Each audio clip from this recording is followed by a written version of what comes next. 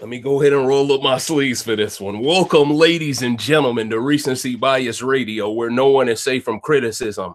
I am your humble host, Dave Smith, and in this rant, the 16th rant, damn, we're ahead of the damn show. In my 16th rant, we're going to break down what's really going on this week. We're going to break down Les Moonves versus the MeToo Mafia. We're going to break down a lot of stuff. This is why I'm calling it Battle of the Sexes, ladies and gentlemen. And you know, hold on. Okay, now y'all can see and hear me. I'm looking at the playback, coach. It's cracking now. It's cracking now. Now I can unleash the beast. Mighty Mods, shout outs to you all. The past couple of days, my day job has really needed me to work on a project. Well, I'm off today. So y'all gonna get my undivided attention, ladies and gentlemen. Y'all ain't seen me alone for 7 days since last Wednesday. So y'all gonna get this work, okay? Y'all gonna get this work. And y'all know me. I do my digging, okay? I am someone who is all about the ongoing investigation, right?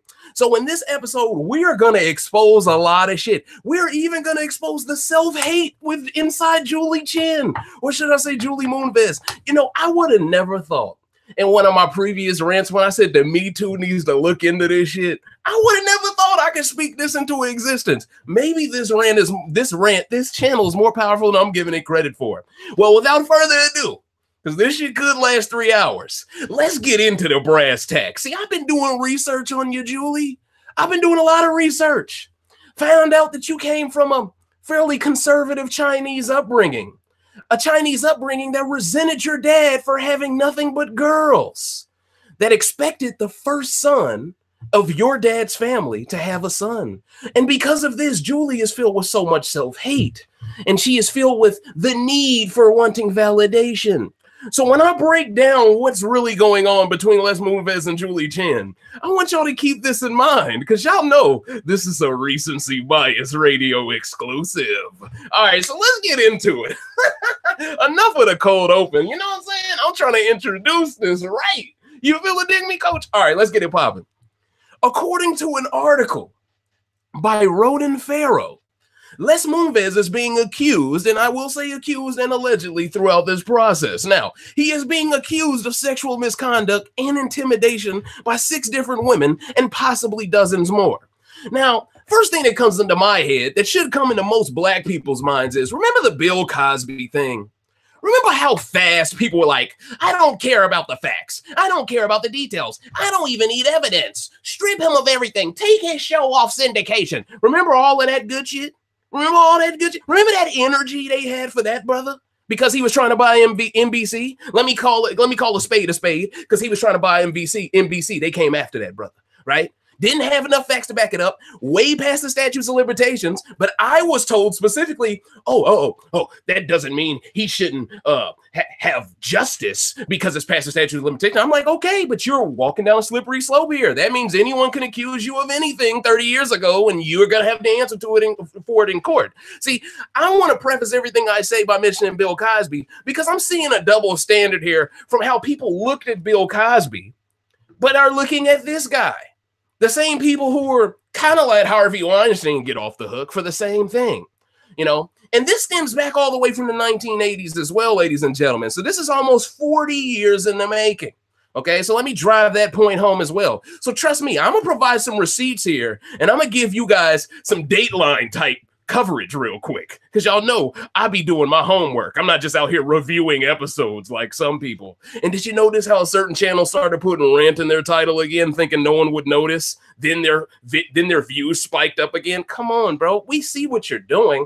You know what I'm saying? Like, don't take it out of your videos, then put it right back in for one moment and just gauge the crowd again. Like, bro, if you're just going to keep it in your videos, keep it in your videos. But if you're going to take it out of your videos, don't put it back in. I mean, it just shows the beta male behavior. But let's get back to another beta male, Les Moonves. Okay, you can get this smoke. All these other ancillary, miscellaneous characters to the side, they trying to be like me. But they ain't got the heart to come at you like I do. So let's call a spade real quick.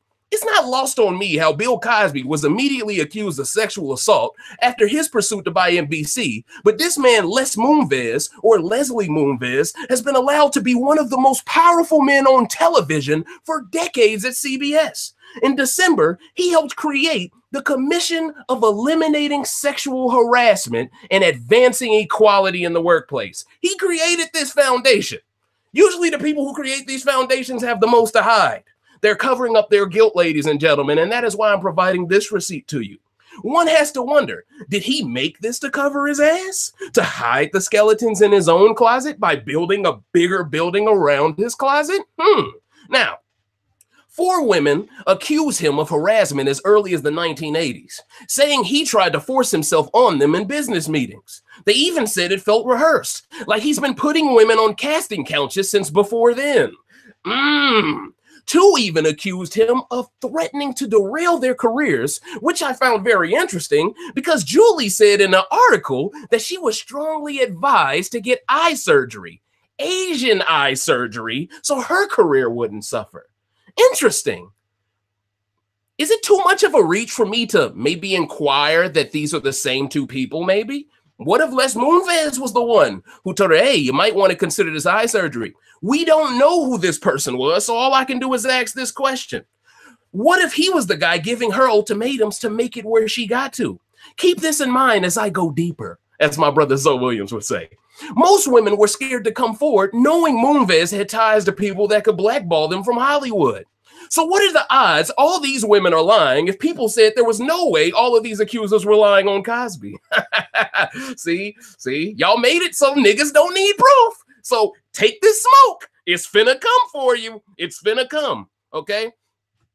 Now you're going to see people pick and choose when accusations without sufficient evidence matters past the statutes of limitations.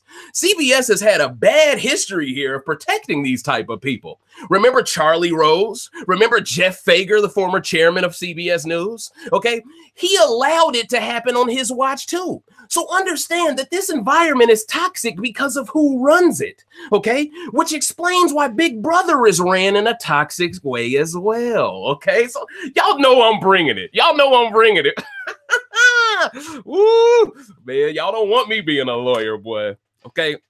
One senior producer said, it's top down. There's a culture of older men who have all this power and you are nothing to them. So how could Julie possibly rise up the ranks of this toxic racist environment as an Asian woman and not cross paths with any of these terrible men? It just doesn't seem plausible, does it? Let's go deeper. Julie defends and supports her husband like a true wife should. I can't knock you for that part, Julie. But to be in such a racist Big Brother storm with the super fans and hide it from the casual fan base was despicable enough. Then to release a video with clickbait in the title suggesting the controversy would be addressed when it never did in the video was the second strike. But now we got a situation that is bigger than the game of Big Brother, Julie. It involves the owner and the host of the brand, making it integral to the game for better or worse. Oh my, go deeper, Dave. The self-hate goes way back with Julie Chen. Oh, here we go. You can say it reached dangerous levels of cooning when she got Asian eye surgery to look more Anglo-Saxon. That same surgery she denied having, by the way, only to come clean about it 20 years after the fact. Or maybe it was her nose surgery from a decade ago to her hating her Chinese upbringing involving her dad being treated poorly for bringing her grandmother's first son that had no sons himself, just daughters. I find it interesting that Julie can acknowledge being brought up in a sexist culture and family, but she doesn't have the back of the same women that are crying out the same way about her own husband the way she did about her own father. Ooh. So your Chinese dad can get this smoke, but not this white man? Why is her white husband worth protecting, but not her Chinese culture that she appears to be so transparent with, discussing on her show, The Talk? It's because she feels validated by the white man she's with. Let me explain. Julie was someone in her past that didn't think she'd ever get married throughout high school or college, ladies and gentlemen. This is the facts. Do your research. I think it's safe to say her Chinese heritage scarred her from ever wanting a Chinese man. And while she was still dependent on her Chinese family, it makes sense she would give up on love because she didn't want to fit into the pegged hole she thought she was destined to be in, getting a Chinese man, right? This also explains why she would get surgery to cross over into a wider market when she turned 21. That was right after she cut ties with her controlling family. This is important because it shows that Julie is using her white husband as a trophy to show up, well, to show off, I mean, and by proxy, to justify her cooning every chance she gets. Coming from a sexist Chinese family, she can never bring a man of another race home when she was a kid, but always wanted to naturally because kids want to rebel, right? So imagine 25 years of pent-up self-hate disguised as rebellion, and you have Julie Chen. Woo, we finna, ooh, oh no. Julie claimed to never envisioning having kids either. So why decide to have kids by a 50-year-old white man when you're in your 30s? So this guy can make you completely go against all of your decisions and all of your beliefs just like that? Come on, Julie. You sound like you were involved in this shit. And you may have gotten some type of deal on the side to be his wife. That way you ain't got to be part of this. I don't know, but it feels like it. Let me explain further. Because like I said, Julie is so happy to be with the white man that she changed her whole philosophy on life to fit into his pegged hole at CBS. But she's filled with so much self-hate, she thinks she isn't fighting herself. Now, keep in mind, this woman has stepchildren whose stepmother absolutely hates her. Okay? Think about that. Well, technically, she has stepchildren whose mother absolutely hates her, basically. Julie is their stepmother, technically. So let me correct that. But Les Moonves' own ex-wife has been quoted saying that she doesn't let their kids watch CBS because Julie is on the network. Oh, this is getting messy. This is getting real messy right here. This is some soap opera type shit. Welcome to the OC. This is some OC shit, okay? Imagine how awkward it has to be when Julie is picking these kids up from this woman's home and they are indoctrinated to hate a person that's replacing their mother, at least in their father's home. After doing more digging, I found out Julie was with this man while he was still married. Julie, how dare you? Okay? And she got him to leave his woman for her. Damn, Julie. You messy as shit, low-key. This is shameless on Julie's part. And to go from a woman who didn't want to pursue marriage to a woman who's breaking up a happy home to replace another woman in a marriage are two polar opposite extremes. Don't you all agree? Like, how do you go from that to this? Huh? It doesn't even make sense. What changed in her from the age of 25 to 33 that made her change so drastically? Why would she want a man with kids and a wife who owns the company she works for? The Chinese culture cares a lot about honor, but they also have a huge mistress problem. They even have mistress villages. Yes, I've done digging about this shit to figure out if this is in any way part of her natural behavior to do this, or if she's just bucking the culture she's from. Now, I think in a bizarre way, Julie may have thought being Les Moonves' mistress may have freed her of the shackles of her own heritage, okay? But why would a woman like Julie Chen, who was working at CBS and for Big Brother long before marrying or dating Les Moonves, want a husband so much older than she is? She's 20 years his junior at 48. He's 68 right now. Every article about the relationship suggests it's unclear what she sees in him besides his money because there is no one who can speak to how they connect romantically. Whew, damn.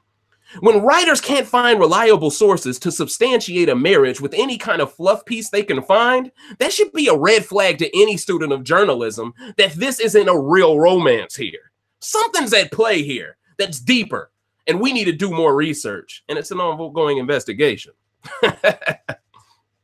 Where am I getting at with this? Usually people with tons of power have tons of influence, but you don't see them influencing anyone to embellish on their romance. Also, keep in mind, Julie didn't have a child until 5 years after she married him. Why would a woman cheat with an elderly man, get married, but then not be in a rush to have children? See, a lot of this doesn't make sense, y'all. A lot of this doesn't make any sense. And why did the talk start up right after Julie had her first kid? Was her first kid some type of a ritual for that show to come up? I don't know, but I have to ask these questions because, you know, I love awakening people, okay? You know, this is why this conversation is necessary, and this is why I'm opening it up with it, okay? Did they only get married to help the public mention of less after cheating? Did Julie have a choice in any of this? That is the even bigger question. She claims to be this supporter for women's rights. She even told Pop Sugar she likes the talk, because it creates a girls' club mentality. You claim to love working with women because only a woman can understand one. Well, this girls' club you speak of needs to see some solidarity from your ass and needs you to work with them in this investigation, but you're leaving them out to dry for the business. You're such a good businesswoman, Julie. I know if these allegations are true, there's a chance Julie was put through something similar. So maybe she's denying this because she likes the life she's living and doesn't want to give it up. But why would an alleged feminist be so quick to defend a known cheater? If he cheated on you, if he cheated for you, he can cheat on you. This is the one thing I never understood with women or men. This isn't just a problem women have. Men have this too. Okay, if she cheated on her man to be with you, she'll cheat on you too, fam. Whenever something better comes, and same thing for women. If he cheated on his woman to be with you, he'll do the same thing to you. It just doesn't make any sense why you think all of a sudden you have the magic stick or the magic sugar walls to be able to pull this off. Okay, people get bored. Okay, it's human. Anyway, this talk show she has makes it even harder for her to lay low because she's in the public eye. This is no different than Wendy Williams gossiping about everyone else's business, but her husband cheats on her, and all of a sudden she don't want to tell the truth. All of a sudden the tea ain't on the shelf no more, huh, coach? You feel me? You ain't got no more kettles, huh? You feel me? I'm just saying, this is very hypocritical. You can't be someone discussing everyone else's business. Then when the topic's on you, all of a sudden, I want to keep it between my family. No, bitch. No. Everybody else is not off limits, so you shouldn't be off limits, okay? Julie is doing the same damn thing Wendy Williams did. Keeping the secret is being complicit with the crime, in my opinion. And I'm sure most of you agree with me on this as well. The same way her being complicit in production hiding racism from the edit also falls on Julie. This is really no different. It's a one-to-one comparison, in my opinion. Which brings me to my theory. I think Julie has some information she could use to help women empowerment, but just like Sam and Bailey this week in BB20, she doesn't practice what she preaches. In her mind, her white husband represents the American dream and her escape from her own interpretation of a Chinese nightmare. Any attention to a woman never expecting to find love is wanted. And I think it's possible Julie could have misconstrued misconduct for affection at some point and cling to it. This would explain her feeling the need to come clean decades later with the Asian eye surgery, but not right after the fact. And by doing that, she's already showed us, even if she knows the truth, she's predestined to hide it and reveal it at a future time.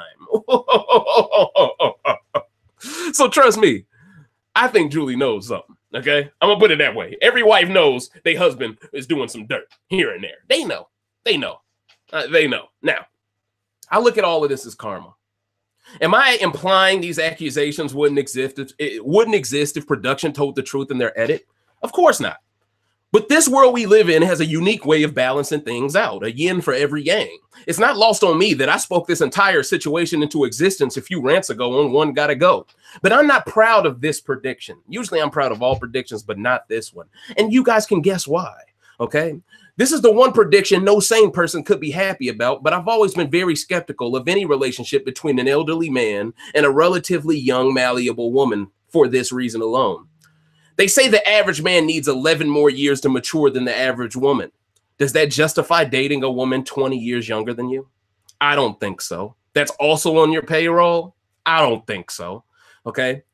But one thing's for sure. This is an ongoing investigation. So that was the introduction, ladies and gentlemen. Welcome to the rant. Let's start talking about Sunday's episode. I hope you all enjoyed my take on that, but I think this is definitely an ongoing investigation. So it's no point in me closing the book on this. So we'll just leave it at that point, and we'll continue from that point when some new information comes out. Now, in terms of Sunday's episode, okay, I think they did a good job of explaining some things, but my problem is you can tell production hates Scotty. I don't know what Scotty did, but they are so fixated on Scotty being the scapegoat for the hinky. They are so fixated on it. I mean, I'm watching Sunday's episode today, and I am shocked they don't show us no flashbacks of Bailey considering the flip last week to at least provide some context as to why she feels like she can trust Rachel at all. Because to the casual audience, they don't really know what makes Bailey and Rachel close at all. They really don't really know because y'all didn't show last week.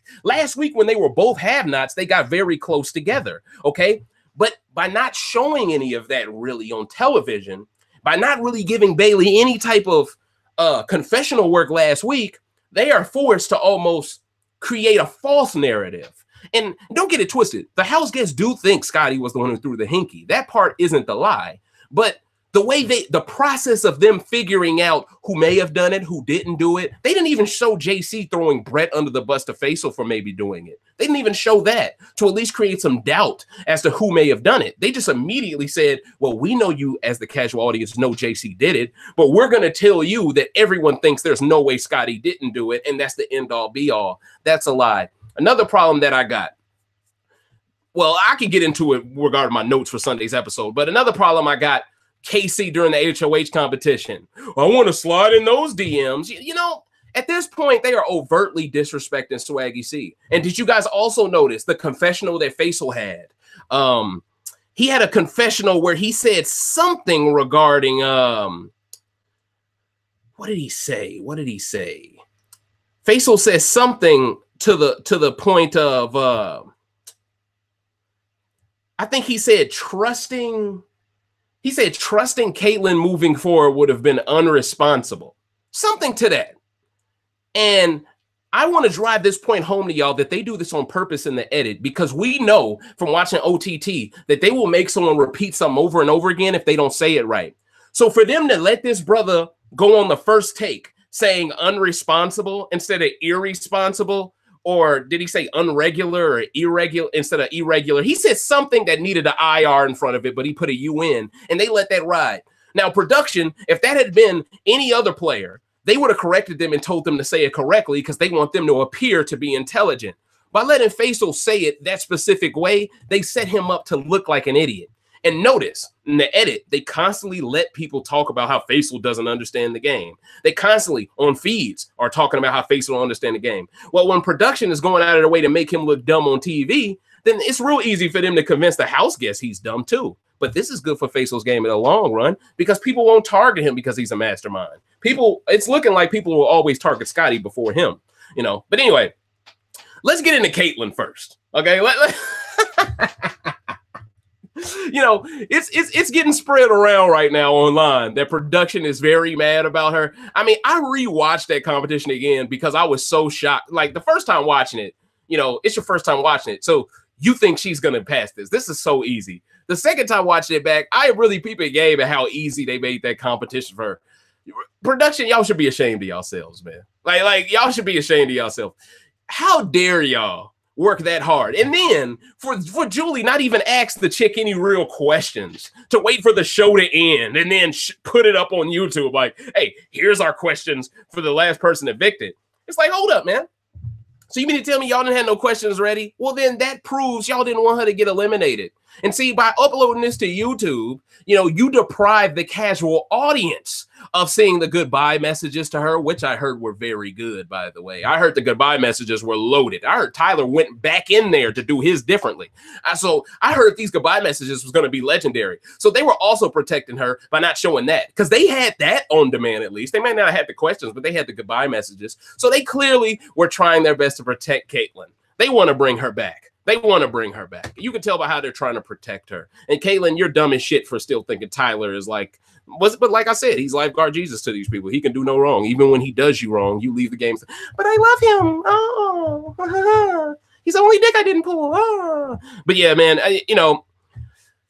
it's crazy, man. You know, what happened to her. And see, I feel like they are painting Scotty as this villain, mainly because number one, they don't know who Bailey is really going to target in her HOH. So it's easy for them to pin everything on Scotty naturally, right?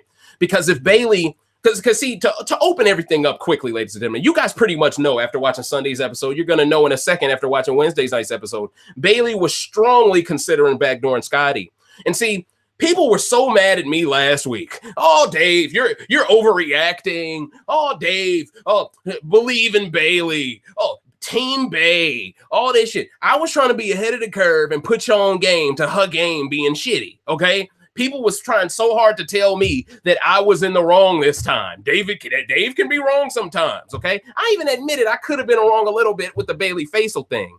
But you see, Bailey keeps throwing Faisal's name under the bus to all these people on the other side. She don't give no fuck, okay? She doesn't. And then she throws Scotty under the bus to the side. So the only two guys on that side that you claim to be on, you're constantly throwing out there to get eliminated. That's not someone who is loyal. Stop the bullshit, okay? And we're going to truly break down what's going on, okay? But let me finish Sunday's episode. That way I can truly get into this rant, okay? All right, so... But yeah, so essentially, Caitlyn chokes the easiest battle back comp ever, and production is pissed. They no doubt now have to protect Rachel, Tyler, and Sam because there's a chance the next HOH could get one of them out before jury. Now, I think the whole purpose of them pushing this Scotty thing so hard, the reason why Rachel was pushing Scotty specifically so very hard is because Rachel was the one person on that side who developed the most relationship with Bailey last week. So I think production fed Rachel to blame it on Scotty. Rachel proceeded to go into Bailey and feeding her lines about Scotty. Bailey ended up feeding her back lines about Scotty, which didn't make any sense because it felt like production was putting Bailey up to agreeing with what was being fed to her. Now, maybe this was for TV time on Wednesday. Maybe this was for TV time on Sunday. I don't know. But at the end of the day, tonight, I am going to break down Bailey's HOH to the T. Okay, this is the most notes I think I've ever taken on an HOH themselves. Okay. And I did this on purpose to provide more clarity as to why she is a bad player, why this was a choke of an HOH week, and why her 2 nominations was her hedging, trying not to piss off all the women, but at the same time, not trying to piss off her side. So I'm going to break down all of that. And I've done the count. She's made somewhere around 8 bad moves, 3 terrible out of that 8 bad, and she's made about 3 good moves, and one of them may have gotten negated by Tyler just because he can see the future. It's like this motherfucker's Professor Xavier. I don't know, but that's my tally right now. That's me keeping the score before I even get into the notes. So just keep that score in mind because, man, I'm going to break down this shit something serious. Anyway, the HOH comp came down to Casey and Bailey. Bailey wins. We find out on Sunday's episode it really wasn't that damn close. Bailey had like the perfect time. We were so happy for her when she first won. You know what I'm saying? Like as soon as Thursday night's rent was finished and I got off, I hear Bailey wins HOH. I'm happy. You know, even though I told everyone that she's a bad player and that she's flipping, I was happy because I thought she could atone for her mistakes of last week and she can make something happen. So I was being optimistic about her game. I didn't write her off completely when she won that HOH, even though I would have fully preferred Faisal win it because Faisal would have done what needed to be done. He would have targeted Casey and Angela. He would have got one of them out, okay? Because one of them being out makes Bailey a little bit more loyal. Rachel going home, that don't make Bailey any more loyal. She's still loyal to Angela and Casey. She's more loyal to Casey than most of the people in the other house. She told Casey about the assault shit. And that was something up to that point. I think she only told JC to get close to him. So the fact that she doesn't tell people on her side that information, but she tells it to Casey, on top of Casey, I want to slide in those DMs. You know, I mean, come on now. There's flirting for gameplay purposes, and then there's you probably feeling someone a little bit. And I think Bailey is starting to teeter on that line of feeling Casey a little bit. This isn't a one-sided thing with Casey anymore. You feel what I'm saying? Because Bailey's playing a little too hard into it. But anyway, I will say seeing Rockstar celebrate Caitlyn get eliminated with that swaggy C-shirt was very funny. But yeah, so this is what Faisal said. He said unrational. Okay, he didn't say unregular. You know, he said unrational, which isn't a word. It's irrational. Okay, but I just wanted to point that out because subtle things like this is what production always do on purpose to make certain house guests look stupid for television. Okay, now why are people so sure Tyler didn't do the hinky when he's lied about his vote before? I was waiting for one confessional to come out on Sunday. saying one negative thing about Tyler, but everyone just bought the bullshit, which is the truth, though. In the game, they bought the bullshit. On the feeds, they bought the bullshit. But see, as a super fan, our entire purpose for watching the episodes at this point are just to see confessionals to see if these people really believe the shit that they're saying on feeds, right? That is and to see competitions that we can't see on feeds as well. So I was watching Sunday night's episode waiting for someone to say, Tyler's full of shit. No one once spoke it out. Now, if someone did, production hid the tapes, like the tapes of Jordan losing to the Magic in '95. But that's neither here nor there. You know what I'm saying? They hiding the tapes for this motherfucking Tyler. Ain't that a motherfucker? This nigga Jordan, y'all. But anyway. But notice how they went out of their way to show a flashback of Scotty telling Bailey he flipped on the swaggy vote before HOH, only because they knew Bailey was going to be the HOH already. So they were planting these seeds before the HOH comp even happened for Bailey to not like Scotty by showing that flashback. But also notice, they're not showing any flashbacks of Bailey and her wrongdoings last week because she's HOH now, and they don't want to overtly throw her under the bus after they've already done it with her and JC. So they're walking on a fine line right now too, and that's why they're not telling the truth at all no more, okay? They're like skimming over it a little bit, okay? All right. So production so far is very anti-Scotty, which also makes me think they've been keeping Scotty's name in Bailey's head all week. The same way they kept Swaggy coming back in her head the week before. Okay. Also, I want you guys to notice how the edit isn't showing any flashbacks of Bailey being a flipper, which I kind of just mentioned, but it was in my notes, so I just said it. Why did they keep the audio of Casey saying she would slide into Bailey's DMs in the HOH? In my opinion, that was disrespectful to Swaggy.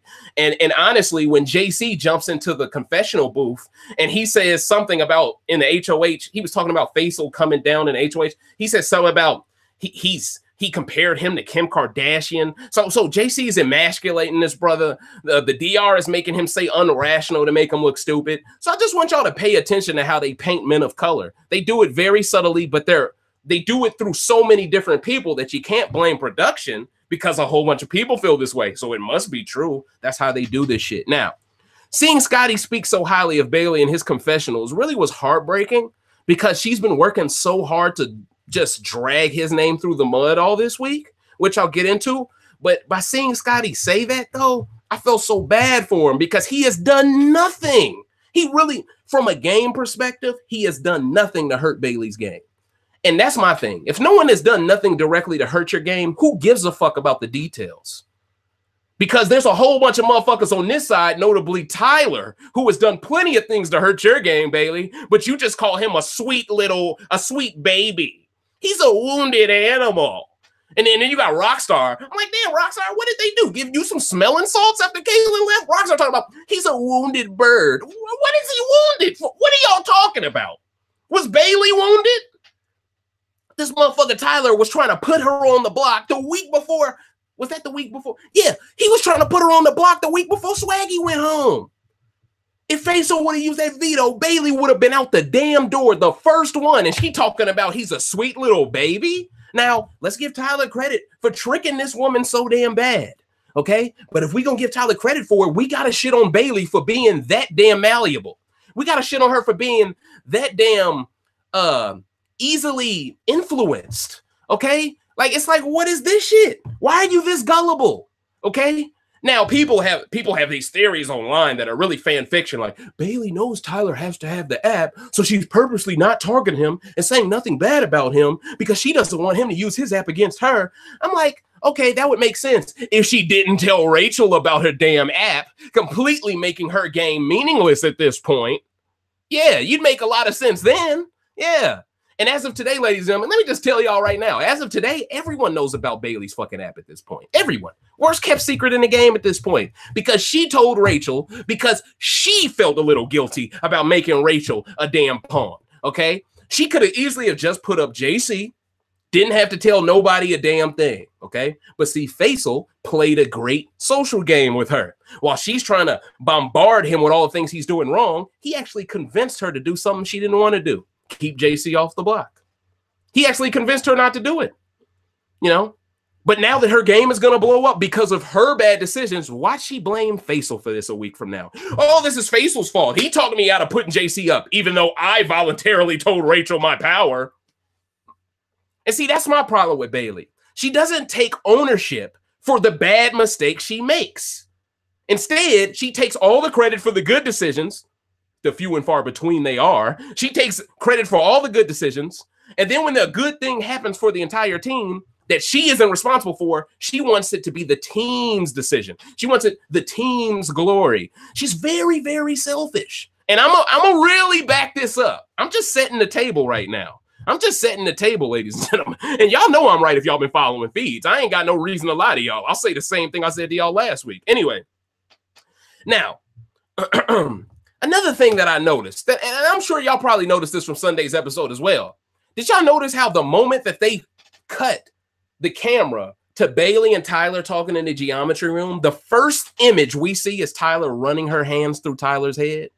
Bailey running her hands through Tyler's head, I mean. Come on, man. More subtle disrespect to Swaggy. They didn't have to cut to that moment, but they wanted to, y'all. They wanted to.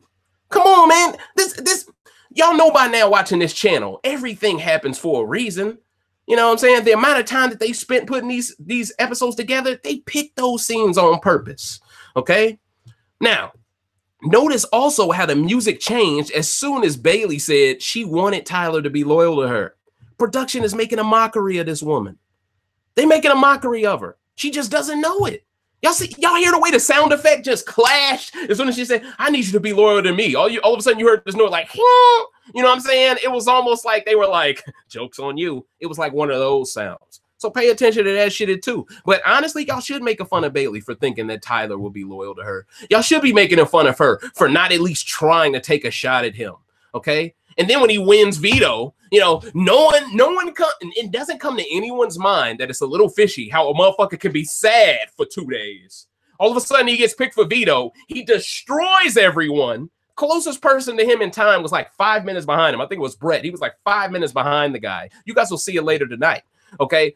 But the fact that Tyler just blitzkrieged all of you, despite the fact he already had a free week, shows this motherfucker wasn't really emotional like that. But once again, Bailey isn't reading deep into that. She's just so happy he can keep the noms the same for her.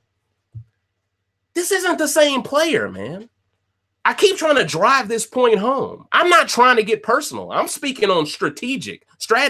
I'm speaking on the game. And from a game perspective, sorry, Bailey is not good enough for this. She's not good enough to represent our women. She's not good enough.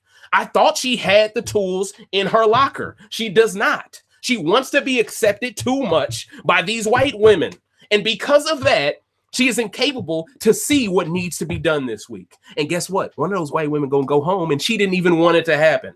And now, Angela, she's okay with Rachel going home now because they plan on, everyone knows that Bailey has this app, right?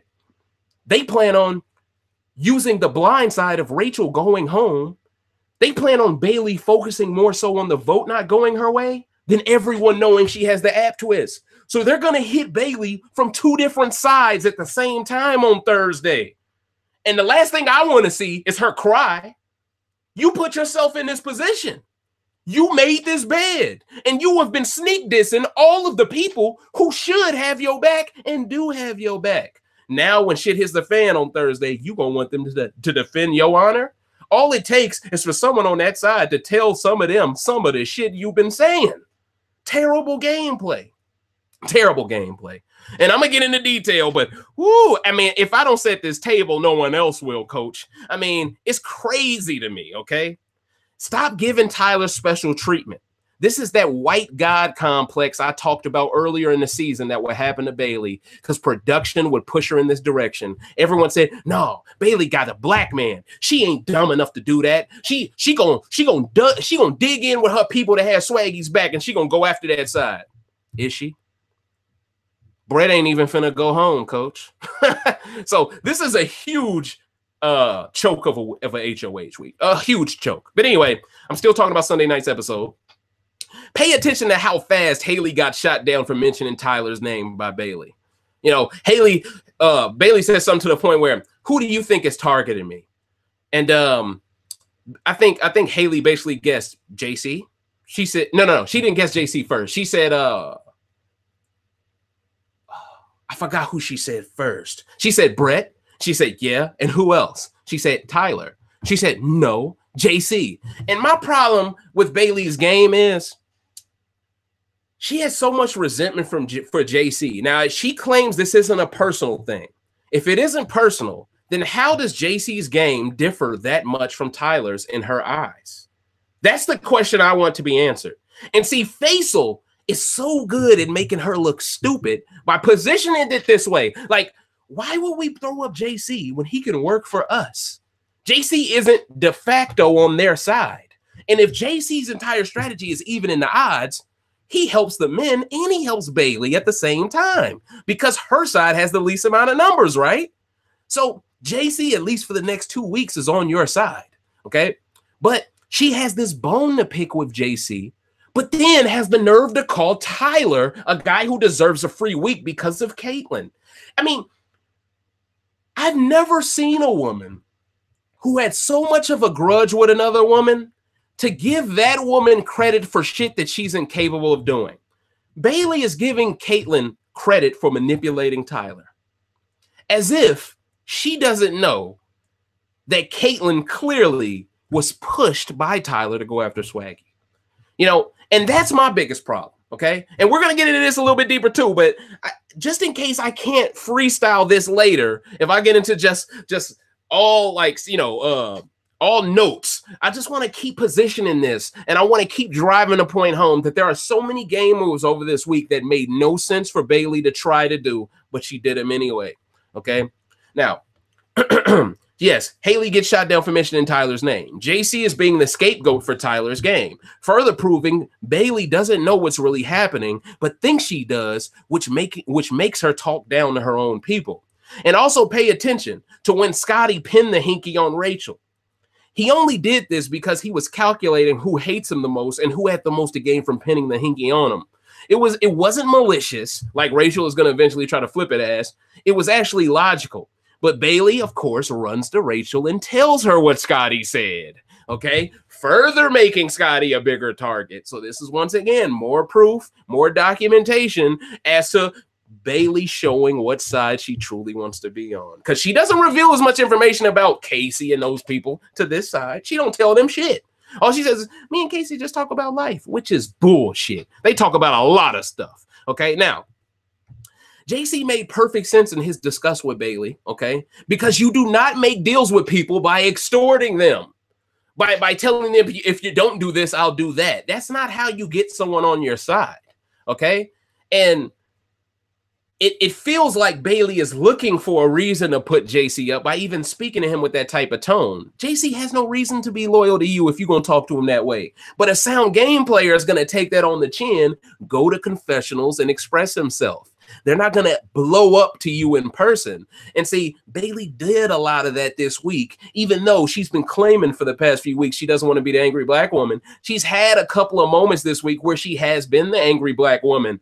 And it's confusing because later in this rant, I'll bring up how she's almost frustrated that she can't show her real self because she wants to be angry, but then says she doesn't like the stereotype of being looked at as angry. So you want to be the stereotype? I'm going to bring it up a little bit later. Don't worry. I wrote enough notes so this makes sense how I bring it, but it doesn't make any sense, coach. It doesn't make any sense. All right. Production is really pushing this JC and Faisal thing really hard from that montage with the fucking good times laugh track in the background. Y'all heard that shit. Taped in front of a live audience. You know what I'm saying? Like, they were thirsty as hell, weren't they? But JC is much more likable with Faisal than he is with Tyler. I'll admit that. But the way Bailey brings him in with Haley, I'm talking about Faisal, and puts words in his mouth makes no sense. There was no flashback to substantiate Faisal calling it a bad move specifically to put JC up. They didn't give us no flashback showing Faisal said that. Now, he may have said it's not a good move, but that's way different from saying it's a bad move. See, Bailey, you made a lot of bad moves this week. That's different from me saying she didn't make no good moves. You feel me? By saying you didn't make no good moves, it makes it seem like, oh, you did decent. By saying you made a whole bunch of bad, that rules out decent completely. You feel what I'm saying? So, you know, she's once again trying to put words in his mouth. And also pay attention. Bailey is slowly but surely trying to cause cracks between Haley and Faisal. That way, when it's time to throw Faisal to the wolves, she has Haley to herself. And even though she's promising Haley final twos and shit like this, she's not even telling Haley, key personal information that she's telling Casey about herself. So this shows that she's more loyal to Casey than she is even to Haley. So this is important context to mention as well. But yeah, so I want you guys to pay attention. Rewatch Sunday night's episode. The moment when Faisal stands up and gets mad by Haley questioning his loyalty, look at how happy Bailey looked on her face when Faisal got mad. She looked like she was trying to cause him to get angry on purpose because she knows how his emotions work. So I want y'all to pay attention to this too. If Bailey is trying on purpose to cause a crack between these two, when she's been acting like she wants them to get together and be together after this show, then that will be an unforgivable action when Faisal votes in the jury. That will be unforgivable because he's not going to see what was the point of that, especially this early in the game before jury even starts. Why are you trying to split us up before we even got rid of the other side? See, if Bailey does make it to the end, her argument isn't going to be good. It isn't going to be good, okay? And even in Rachel, even though she will most likely leave this week and doesn't make jury, production will be mad about that as well as Caitlyn. But at the end of the day, they still got JC there. They still got Tyler there. They still got Sam there. Okay. And I guarantee you all three of them, if they win an HOH, production is going to push them in the direction of getting rid of Bailey. So another thing I want to mention, Bailey keeps telling Faisal to stop being Team JC. It's like Faisal winning the next HOH and telling Bailey to stop being Team Tyler. You see how dumb you sound? Like, you see how controlling you sound? You feel me? And see, because she's HOH, people allow her to say this dumb shit. But you should never say, I want you to be Team Bay. You know, it's like, whoa. I mean, on top of you already mentioning to several people you want to be the first black person to win a game, that's great for you to keep in your head, but not great to say out loud. You know, a lot of bad plays all around, okay? Like, honestly, this feels like how bad Lawan would play if he had an HOH. I'm being honest. Now, Bailey did a few good moves that I don't think Lawan is capable of, but by the time she made those good moves, she made so many catastrophic bad moves, it didn't even bring her back level. She's still like -5 in terms of just moves this week alone. In 6 days, she's made at least -5 plus minus in terms of moves. Now, who are you to tell an ally who to not talk to? What's this Big Brother Redemption Island? Does Bailey think she's Boston Rob or some shit? She trips over little shit, but Faisal still remains loyal to her and doesn't tell her secret. Meanwhile, she tells Rachel the secret just because she's a woman and needed her to be a pawn. And even then, she said it on accident to her. But notice how this edit makes it seem like Bailey said it on purpose with some like master idea behind it.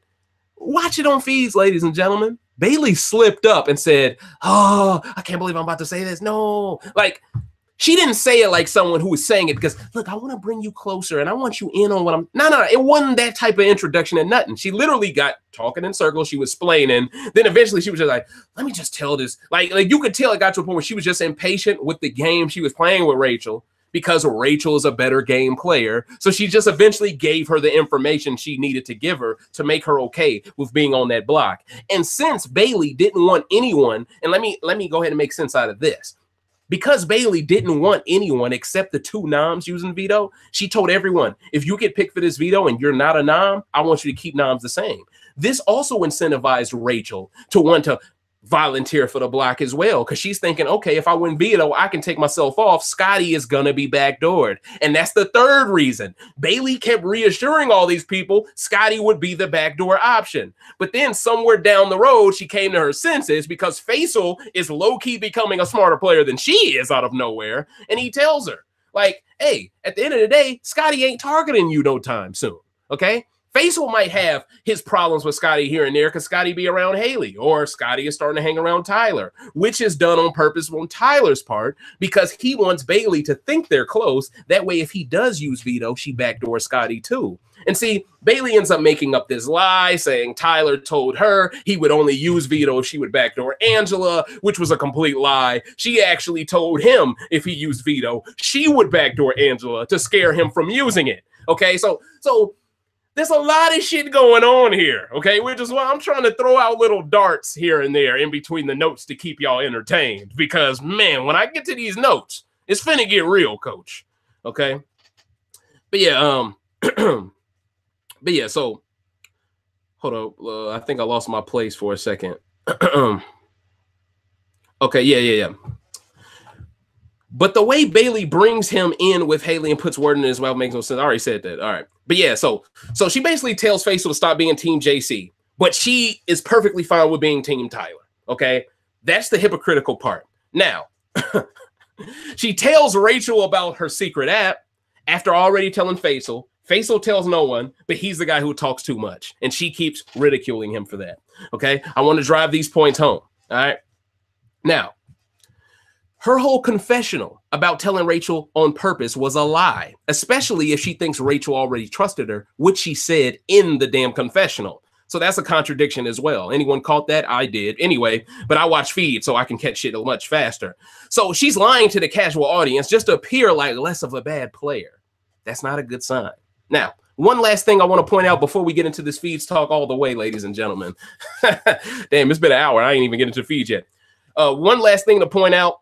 Bailey acted like she doesn't talk much to Rachel in her speech, her nomination speech. We all saw that. Now, there's clearly something that was cut out in the edit because Rachel was very emotional after that speech. She was like, was she playing a character when she did that speech? I just don't get it. So obviously Bailey said something about Rachel's game in that speech that was left off TV. And it makes sense why it would be left off TV because, like I said, Rachel's a production pet. She's the CBS cover girl. You feel what I'm saying? So they're not going to put anything in the edit that could shit on Rachel. So I just want to drive that point home because it didn't feel like she said much about her in the edit. But right after that, feeds come and she's pissed, which I will document. But anyway, now let's get into feeds, ladies and gentlemen. Let me get me a swig of some water and we finna go all out. You feel me? Are you not entertained? All right, so 10:17 p.m. camera 3, Thursday night, right after Bailey wins this HOH. Now, this Thursday a long one now because this sets everything in motion. You feel me? Now, Rachel tells Brett she's going to try to convince Bailey to not put him up. She thinks Tyler is definitely going to go up, but Brett thinks Angela is. Brett knows he's screwed by the vote, but Rachel thinks there's a chance they can paint a target on Scotty if they tell her he voted against Swaggy. But they don't know Bailey already knows this.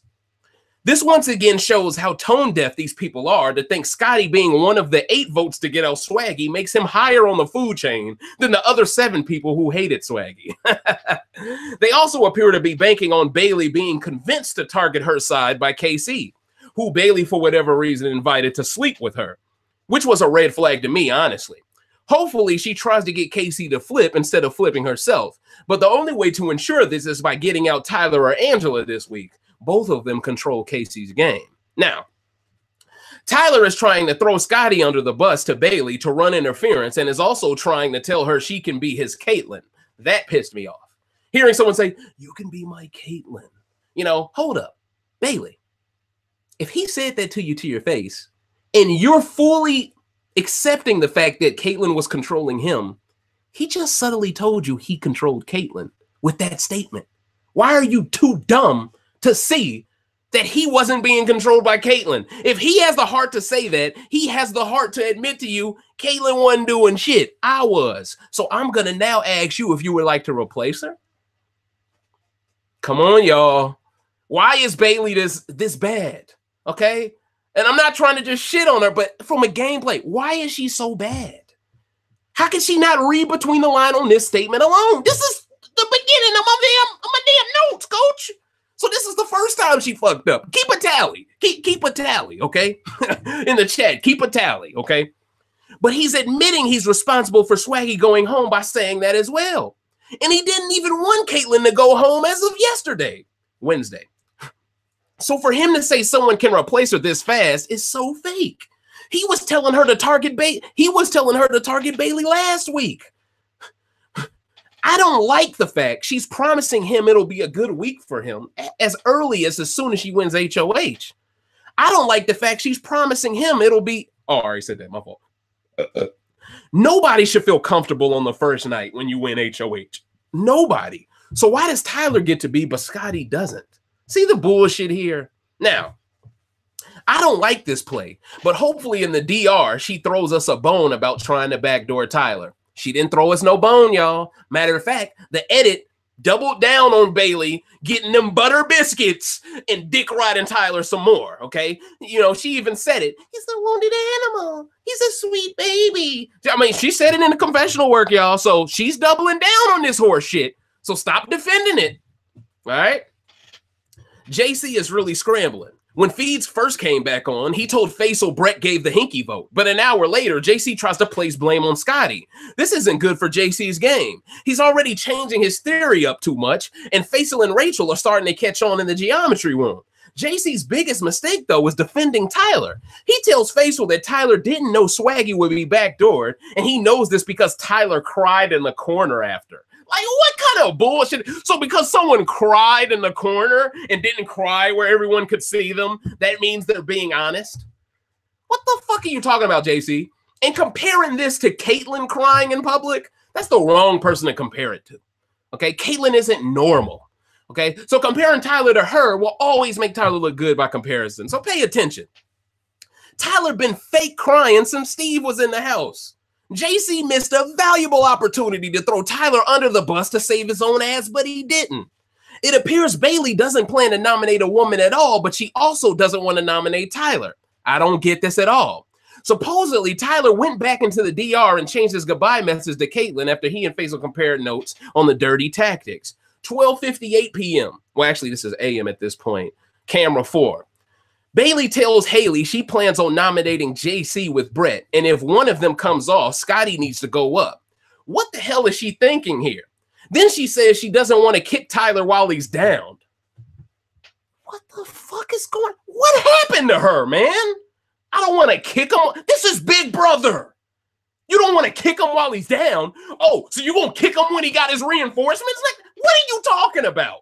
This is like saying, you know what? I know we put the arrow through Achilles' heel, but if we save him this time, he'll be nicer when he 100% again. What the hell are you talking about, coach? Yeah, and I just got done watching Troy, so that's what I'm talking about. But I'm just saying, what the hell are you talking about? Okay, Tyler right now is Achilles. People are so scared to come at this man. They are scared. Even when he's hurt, they scared. Man, if y'all don't cut him by the neck, what's wrong with y'all, all right? Oh, man. This stuff, it's just frustrating to a black super fan. I hope y'all can understand my outrage. It's frustrating because I want Bailey to get revenge for Swaggy. Getting out Rachel this week, even on accident, does nothing. Getting out Tyler would have done something. And Swaggy has even voiced his opinion on Twitter. He can't believe his girl is actually contemplating backdooring Scotty. Like, it's like, what? And see, this is why they wanted you to leave the game as fast as you left it, Swaggy. Because they didn't want you turning her into a woman who is anti them. They didn't want you turning her into that all the way. They knew if we get rid of Swaggy now, then she will always consider the flip. Always. Because she wants to be us. One of us, I mean. Now, oh, man. By her saying she didn't want to kick Tyler while he was down, she sounds like she planned on flipping soon anyway, which backs up my rant, right? Anyway, this is such a dumb play. Scotty will go home easily no matter who he's next to. Brett, Rachel, JC, doesn't matter. Scotty goes home over all of them because that side has the numbers. But anyway, she isn't good at this game if she's even considering this move. And she told it to Haley, so she plans on doing it. She has no reason to lie to Haley about this move. You know, and she's got to be a little cocky to think she could tell Haley that Scotty will eventually be backdoored and no one will tell Scotty. And I thought it was Haley's place to wait for the veto ceremony to be over and then let Scotty know about that information because that's key. Fuck out of here. But see, the women, they are digging in together, okay? And they're like, you know what? One of us need to win. This is really feeling like some BB18 shit. I'm being honest. It feels like they are not playing to win. They are playing for each other to win. And that don't get you to the end, coach. I'm at a point now where I am rooting for any guy to win because the guys are playing sensibly. The women aren't. It's like, what are y'all doing? Rachel, you got this key information in your pocket. Never volunteer to go on the block. You got that key information.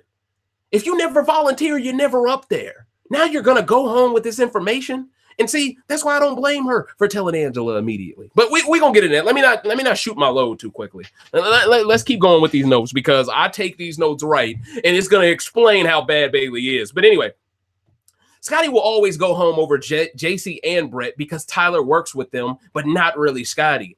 How can she be this bad of a player? What was in the wine they gave her? Some Spanish fly? I'm fucking lost here. And this is exactly what was going through my mind on Thursday. I was so lost on what Bailey was doing. Now, Angela walks in after Haley and Bailey basically promise her safety and tells her she respects her because they both are Amazons and need to stick together. So Bailey's kissing Angela's ass to hell and back. She clearly doesn't know how much this girl hated her man, Swaggy. This is crazy.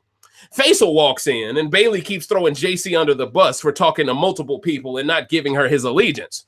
But Tyler is playing the same way, and he gets to have a week off. So this clearly shows she's doing production's dirty work here and is only targeting men. In her HOH room, she told everyone her noms wouldn't be personal. They'd be strictly game. But she clearly is only after JC for personal reasons, probably because he said the N-word in her face. It's so obvious, and she isn't making much sense off that wine. She tells Faisal that she likes Angela and KC, but not Rachel, because Rachel looks at her like she's scared of her. Little does she know, Rachel was the main one who wanted to bring her in before Angela did. Rachel actually is anti-Scotty too. So once again, Bailey isn't making sense. Why nominate a girl if you want to work with women? Why nominate Casey and Angela's best friend at all if you want Brett to leave? Tyler is the perfect pawn here to make sure Brett leaves. Even JC could leave over Brett. She isn't thinking these moves through, okay? She isn't. The number one pawn, if you want Brett to go home, is Tyler. No excuses. And by her promising him he'd get a free week, she had the opportunity to throw him up and he couldn't use his damn power. Now, I know what you're thinking. Tyler would have won veto anyway, Dave, and he would have took himself off. Then she could have threw up whoever she wanted. And then it's in her corner. Do you want to be a fucking flipper? Do you want to be loyal? It's up to you. Do you want JC to go? It's up to you. But see, that's what a good player does. They don't promise people free weeks before everything develops socially. See? And let me keep going. Rockstar walks in and immediately starts saying Tyler deserves a week off because he's a wounded bird. Why are all these people so sure Tyler was being manipulated by Caitlyn, but not the other way around? Why are so many people okay with Tyler not going up? Why isn't Bailey telling Rockstar she plans to backdoor Scotty, but she told Haley? It's because she knows Rockstar is the most loyal in the group and won't let that shit fly. But notice how she said she's loyal to only her, Haley, and Faisal, which was an underhanded way of saying she doesn't trust Scotty without directly saying it. She's also doing lots of sniffing like Caitlyn was. Now, I'm not trying to say she's been handed nothing because it's been put up to my knowledge that she has been sniffing like this since the beginning of the game, but now that she's HOH, she just has a bigger spotlight on her. But man, that sniffing does get annoying. It does get annoying. But hey, that's her thing. But anyway, I think she has HOH-itis and thinks this shit is cute before she even makes noms. Now, she claims she'll throw up Rachel next to Brett if JC makes a deal with her, but I'll believe it when I see it. If she nominates Rachel, Rachel will have the opportunity to expose Bailey's gameplay from last week, considering the flip. But notice how with Rockstar, she says Rachel can be the replacement, but never mentions Scotty. She doesn't trust Rockstar as much as Haley, clearly, but she doesn't trust Haley as much as KC. So understand this hierarchy here. Bailey trusts the other side more than her own side, but she's constantly condescending towards her own side, telling them they need to do something. It's really weird.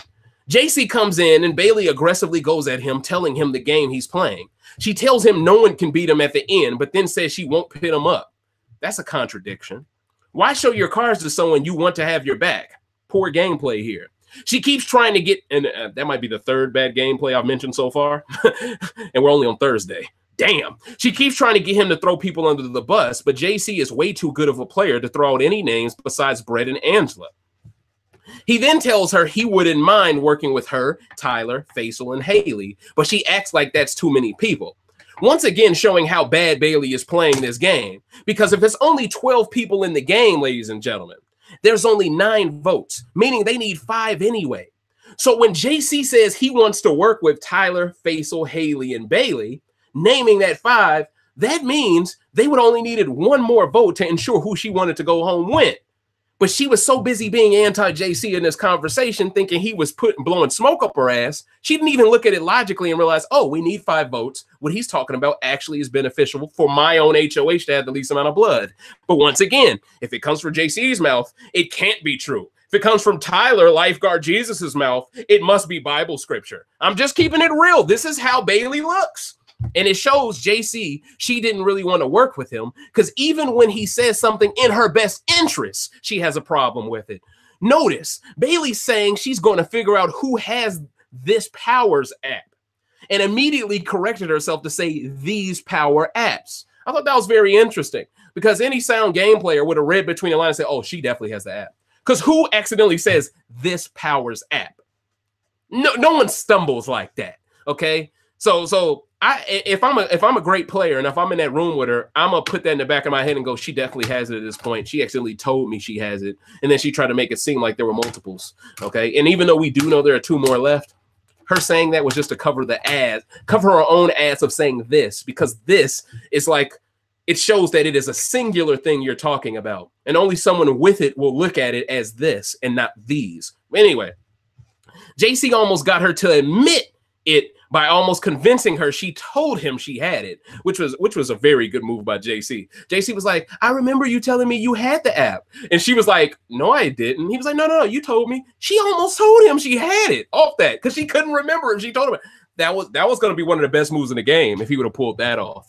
Okay, because Rachel didn't really dig for Bailey to give it to her at that time. In fact, the night before, Bailey told her she didn't have it. Then the night after she won HOH, she told her she did. Or it was the night that she won it, she didn't tell her. Then Friday, she told her she did. My fault. But anyway, yeah, but like I said, this was very impressive by JC. It showed me he's actually very good at this game, and I don't give him very much positive analysis. So in this case, JC, I'm gonna give you props. You are showing me that you are actually good at this game. You're not no cliche or gimmick. You're actually here to play, and I respect anyone who's here to play. I'm more impressed by his social game by the day, but strategically, he somehow went into the lion's den and managed to never give Bailey what she wanted and still kept the conversation moving anyway. A masterclass on JC's part, if you ask me.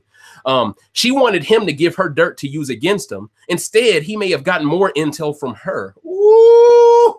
If you watch the conversation, you'll know what I'm talking about. I mean, I've never seen someone who could be on the block speak so well with a language barrier, keep that in mind, and somehow get the HOH to play so poorly while they're supposed to be cross-examining them. It's impressive. Now, if he avoids the block, which I think is only a 5% chance, I thought this was a 5% chance he avoided the block. I thought Bailey would not be dumb enough to nominate Rachel, but she was because she was so scared people would connect dots about an all-girls alliance. That's mainly what really kept her from doing it, to be honest with y'all. But that was her move, putting up JC. That was her move. But she choked. And it would have forced Tyler to have to choose between JC and Brett, which he doesn't want to ever have to do, because then that will put JC in the position to snitch on Tyler's game. So by her not doing this misplay by her, this huge misplay, and this is all before she even reveals her app, it puts her in a position of always having to be in catch-up mode. And that's why you're going to see a lot of the other misplays she does to try to make up for the other misplays. Now, I can't be mad at JC winning AFP after this conversation because he'd be one of the most balanced players to ever win it. He's a better player than James was, Johnny Mack was, and Cody was. I got to be honest. So if he was to win it, I'm not going to be mad about it as I would have been mad about it a couple of weeks ago. So salute to you, JC, because you are proving to me. I mean, he already somewhat proved it the way he got everyone into getting rid of Caitlyn the way he did. Even though I still think Casey played a huge part in that. But yeah, he definitely would be one of the better America's favorite players if he were to win it. But Rachel comes in to talk to Bailey. Bailey lies and says she's cool with everybody. Then she tells Rachel Brett is going up on accident, which forces her to tell Rachel to keep it to herself, which she won't. Then she tells her she's annoyed in the bathroom because people thought Rachel got scared of Bailey in the bathroom for being polite to Rockstar. I think this has something to do with the shower or towels or something. It was really petty. But Bailey, I guess, went up to her and she started snapping her fingers in her face and it intimidated Rachel. She ain't around many black women like that. I'm not trying to give Rachel an excuse for being sensitive. I'm not trying to give Bailey an excuse for jumping in front of criticism. At the end of the day, I just think this is a little petty. But Bailey is so worried about being painted as the angry black woman that she's starting to blow simple stuff out of proportion, being an angry black woman. This will burn a bridge with Rachel. And Bailey telling all these people she wants to be the first black woman to win Big Brother is also rubbing people the wrong way because it implies she thinks she has this already figured out. Okay. Bailey reveals finally that people think it isn't fair that the 3 girls of level 6 are getting a free ride, which they are getting a free ride, by the way. Until Rachel got put up on the block right there, none of them have seen the block. None of them have really done anything because I'd argue Tyler and Brett do most of the heavy lifting. But it is what it is. But then she goes out of her way to say she thinks Scotty gave the hinky and tells her she wants to backdoor him. Clearly, she's protecting those 3 women and is willing to throw up Scotty. She even threw Scotty under the bus for saying he expects Bailey to put up 2 men. So she's slowly setting the table and telling Rachel Scotty is her real target, but the house wants out Brett, which is important to mention because, like I said, this is what put Rachel down the pathway of thinking I should volunteer to be a nom. That way I'll take myself off and we can get rid of Scotty. All right. Now, she doesn't even say anything bad. She doesn't even have anything bad to say about Brett, but has bad things to say about Scotty. I'm talking about Bailey. She admits to being scared to put up Brett and Scotty because whoever is left over will target her. Then says Brett is on her side and not hers because she isn't on their side. Then Rachel lies and tells her she'd keep Bailey over Brett. But then right after says she wants Brett to stay because he's a shield for her. Rachel contradicted herself here, but Bailey didn't really catch it. So Rachel, in a very clever way, asks where the Bible was to make Bailey forget about that mistake Rachel just made. And then the conversation transitioned back to Rachel being a pawn with Brett. Then she says Rachel needs to win veto. But once again, she isn't considering the nom of Rachel because she wants to throw her up. She's doing it because she's scared to have one guy guaranteed to stay that will target her. Not because Rachel being on the block guarantees Brett leaves. This by itself shows that this HOH isn't about Brett at all as much as her trying to leverage her way into Rachel's alliance. She told Rachel she won't make Sam a pawn just because Sam said she'd get a sunflower tattoo with Bailey's name on it. Like some of the dumbest excuses in the world I'm hearing. Oh, she can't be a pawn because she's getting a tattoo. What? He can't be a pawn because he's a sweet baby. What? And both of them happen to be Productions pets. What? You feel me? Nah, man. Listen, I'm not buying that bullshit. What does that have to do with Sam being a great pawn or Tyler? Why are Productions pets off limits in exchange for her flipping? Maybe that's the deal. Bailey tells Rachel she won't nom Angela because she's a physical threat. But Rachel is one too. And if Bailey truly meant what she said when she said Rachel came close to winning a couple of vetoes, doesn't that make her a physical threat too? Another contradiction, because for Rachel, she's using it as an excuse to get her to try to win this one because she thinks she's been throwing comps. Rachel asks her if she has Rachel asks her if she has the third power, and Bailey says no. But it wasn't a convincing no. Rachel then says JC told her he had the second app.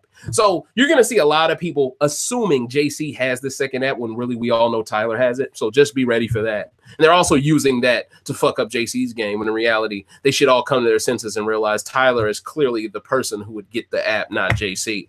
But that's neither here nor there. But that's why JC should calm down. This is CBS. This is Pop TV. That's why he needs to calm that shit down. Because the more you do it, the more people think, oh, he's on all the fucking ads. He's on all the fucking commercials. Because he's obviously doing all of these fucking adverts in front of us. So he needs to calm that down. But other than that, JC is definitely proven to be on one of the higher tiers in this game's hierarchy. But now Bailey is scared to throw up JC if he isn't going home, thinking he may have the app. So she's really talking in circles to Rachel now. Rachel says throw up Scotty, and Bailey says she doesn't want to because he isn't targeting her. So why backdoor him then, Bailey? You see that? That doesn't make sense to a sound game player. And why is Scotty shady to her, but not Tyler? Why is JC too social, but not Tyler? Bailey even throws out there Tyler could have the second app, but refuses to make him a possible nom. She's a damn flip-flop, okay? Bailey basically is only putting up Scotty and Brett if she can join level 6, but will throw up JC without the same reassurances. She's so inconsistent with her demands. Scotty comes in and thinks Rachel did the hinky vote. Rockstar thinks it's Brett. She asks Scotty for his spiel, but since he's innocent, he doesn't have anything to say. She says she wants him to be Team Bay, but all this talk sounds like HOH-itis. He already is on your team. She's talking to Scotty like he's JC. She tells Scotty Tyler is dangerous, but she won't go after him. She's scared shitless of going after lifeguard Jesus. She then says, should we keep the 3 girls together? But she clearly doesn't want any of them to go, so she's fishing for dirt on Scotty, okay? See the difference in how Scotty treated her during his HOH week versus how Bailey is treating him now? See the difference here? Bailey claims to be fighting the mad black woman stereotype, but this HOH is making her look like the bossy type. She's making demands of her alliance that she isn't keeping on her end. Scotty is shocked that he heard she plans to bring Tyler in. She deflects it. Then he says she wouldn't put up the 3 women, which is sound play from Scotty because she can't use it against him. But, well, really, Scotty said she shouldn't put up the 3 women. He was saying that on purpose because I think Scotty has already voiced his opinion. He thinks she's putting up 2 men. And if he thinks that, then he thinks that this all-girls alliance is very possible. And that's really what they find threatening about Scotty, the fact that he can see it, right? The rest of the house, I mean, Tyler can see it too. Brett can see it too. Faisal, to a degree, can see it too. JC can even see it. Matter of fact, all the men in the house can see it, but they all have such vastly different games. Whereas Scotty is the most unpredictable out of the 5. He can't be wooed with a woman's body or a woman flirting with him. That doesn't work with Scotty, and that's what makes him threatening on a whole nother level. Whereas Brett, you can flirt with him maybe. Faisal, you can use Haley to make Faisal do what you want. Tyler, he's pining over Caitlyn, and he's looking for a new home. He gets that excuse. And JC, he's into men as it is, so a woman can't woo him with shit. So all in all, this is why they hate Scotty so much, because they know all that shit Sam was saying about how you should respect yourself. They know that a woman that doesn't respect herself can't manipulate Scotty's game, okay? She tells him she knows he is an evil genius, but says to stay loyal to her. Once again, she's revealing her cards while saying, don't betray me. She did this with JC too. She wants Scotty to show loyalty, but he already did during week 3. Clearly, she doesn't care about what he's already done. She makes him put his hand on the Bible to promise he'll never flip. I thought this was disrespectful as well. You know, you're showing your alliance member you don't trust him enough to make him have to use the Bible. That's what you do to Angela. That's what you do to Rachel. That's what you do to KC. But I guess KC doesn't have to do none of this, all right? He says he'll nominate 2 of the 3 women if he wins HOH, but she never makes him swear on the Bible to put the girls actually up. Once again, showing she's trying to protect them, okay? 4:26 a.m., camera 3. Casey's talking to Bailey about noms, and Bailey tells her way too much information about Scotty's game. Casey also says Tyler is a free agent, which is more propaganda Tyler created for everyone to keep saying. It's amazing how someone can call themselves something, and then people just grasp it and just embrace it. You know, Kobe comes out of the locker room one day and says, I'm the Black Mamba. Everyone says, you know what? You are the Black Mamba. Tyler comes out the locker room. I'm a free agent guy. You know what? You aren't aligned to anyone. I'm buying that shit. Hook, line, and sinker. Ding. You know what I'm saying? It's like, what?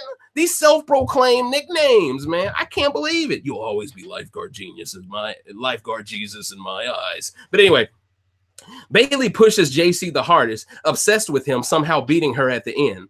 But it doesn't make sense because Tyler can beat her way easier at the end. So why is this being used against JC's game? Like, isn't that another thing that doesn't make sense about what Bailey's talking about? So that's another thing, another way of her contradicting herself. Man, this is a long list here.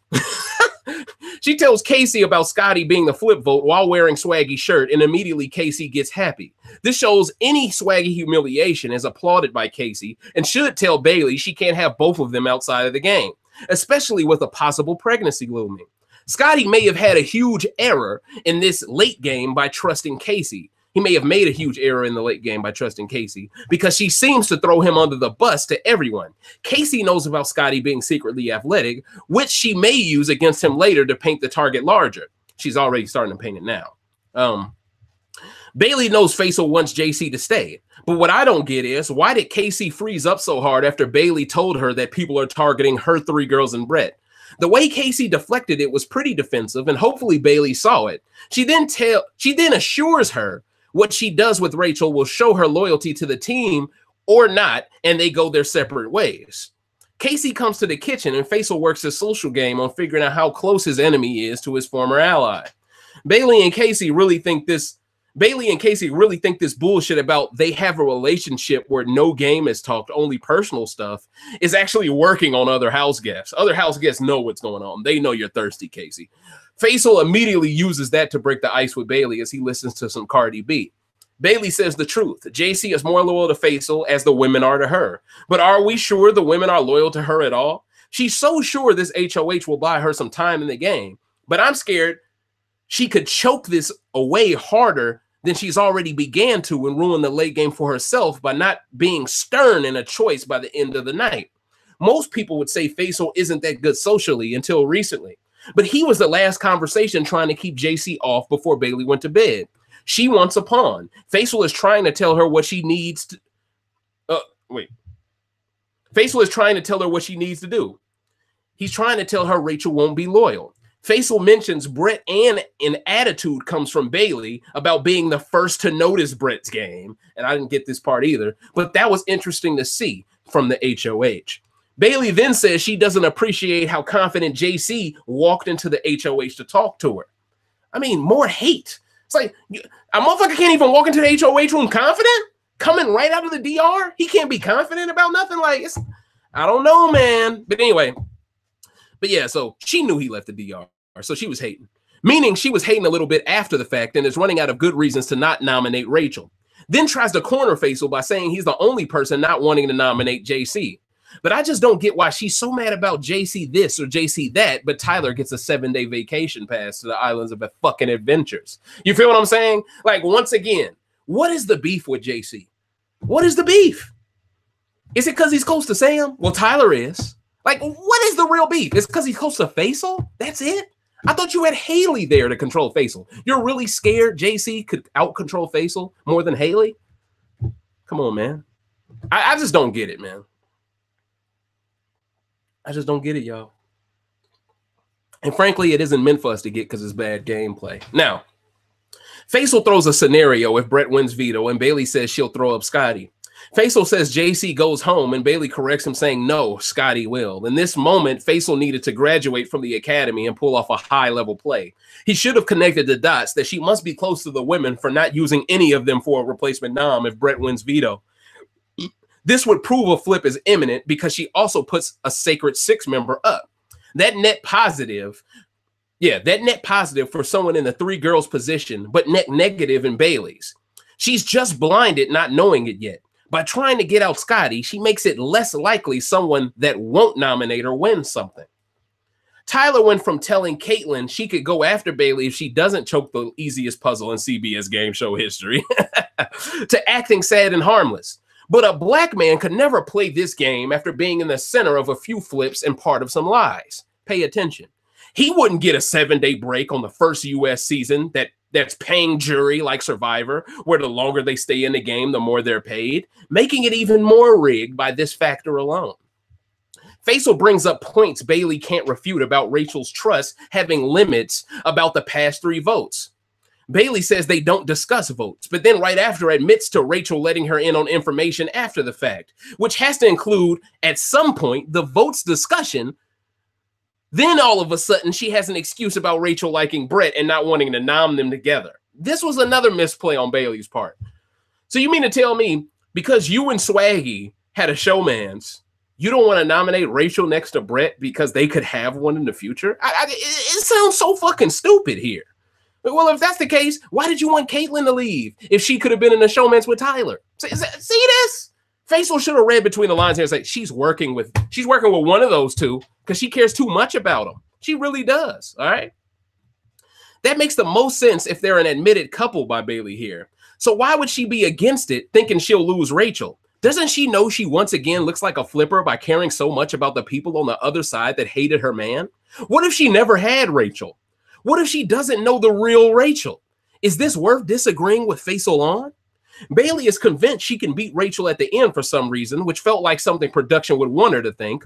This is her excuse to keep her off the block over JC, even though production, like Rachel and JC, think they are pushing JC as a pawn in the DR because they know the edit would support that decision more than Rachel going up. Rachel is a production's pet, so this is fool's gold for Bailey, but she just doesn't know it yet. Friday's feeds. We finally on Friday. I've set the table. Let's get it popping. Let me just take another swig of some water real quick. Double cup shouty. Anyway, 11:30 a.m. Camera 1. Follow me, ladies and gentlemen. Casey is telling Brett all the intel regarding Bailey's thought process, showing why Bailey was better off not trusting her with anything. Bailey did Casey a massive favor by not throwing HOH to her, but now that we know that she went first, she didn't really throw an HOH to her. But see, people, at the moment I'm taking these notes, people made me think on Thursday it came down to Bailey and KC like in an endurance comp, so that's why I wrote it that way. Anyway, what I don't get is, why did Bailey want this HOH if she wants Scotty to go so badly? Does this make any sense to y'all?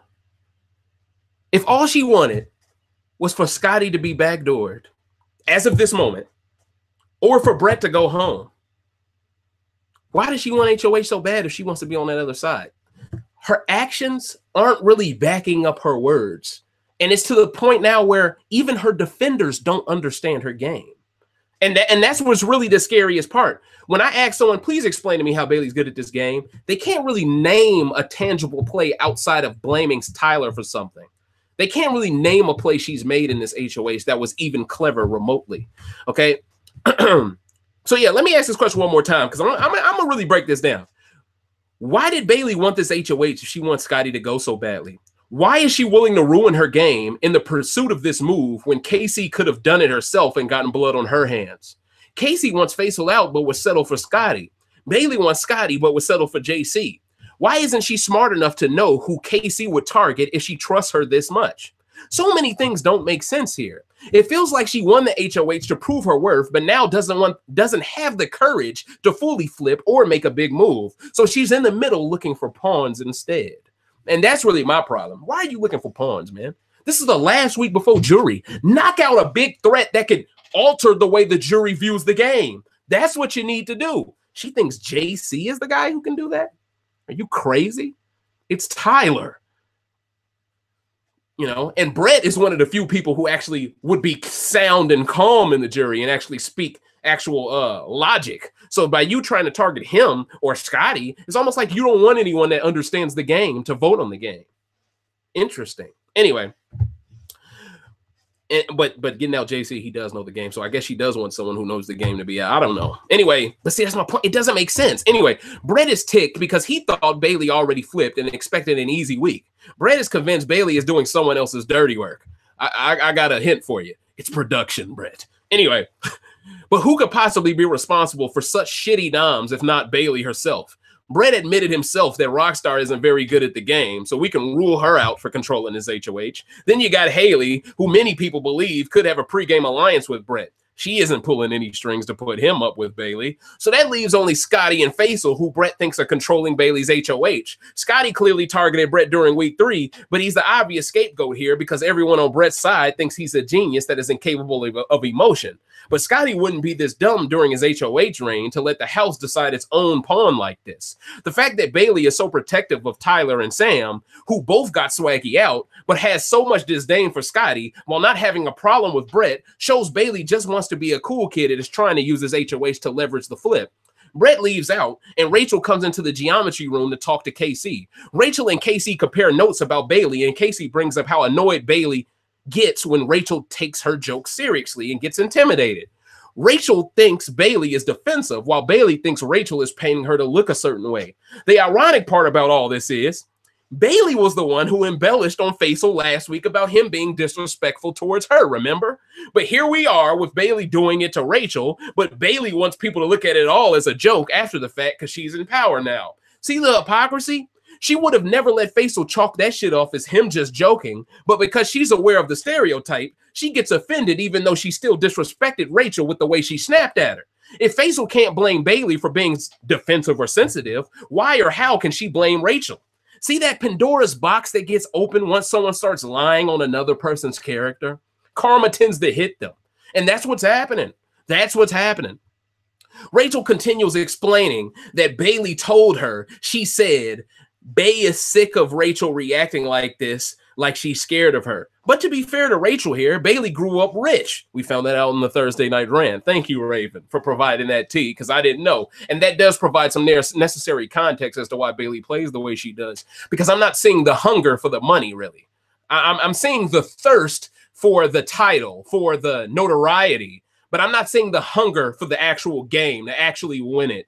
And when you come from a family with money, that tends to be the difference. The hunger level is different. Okay. So the behavior she is showing probably isn't the behavior she was using normally either in her normal life. Would she act ratchet around actual ratchet black women? And why is she doing something around Rachel that she has prior knowledge of knowing could be used against her anyway?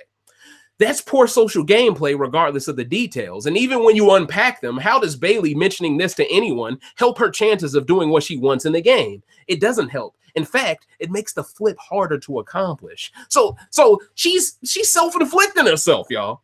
Casey admits that Bailey overreacts to this stuff too.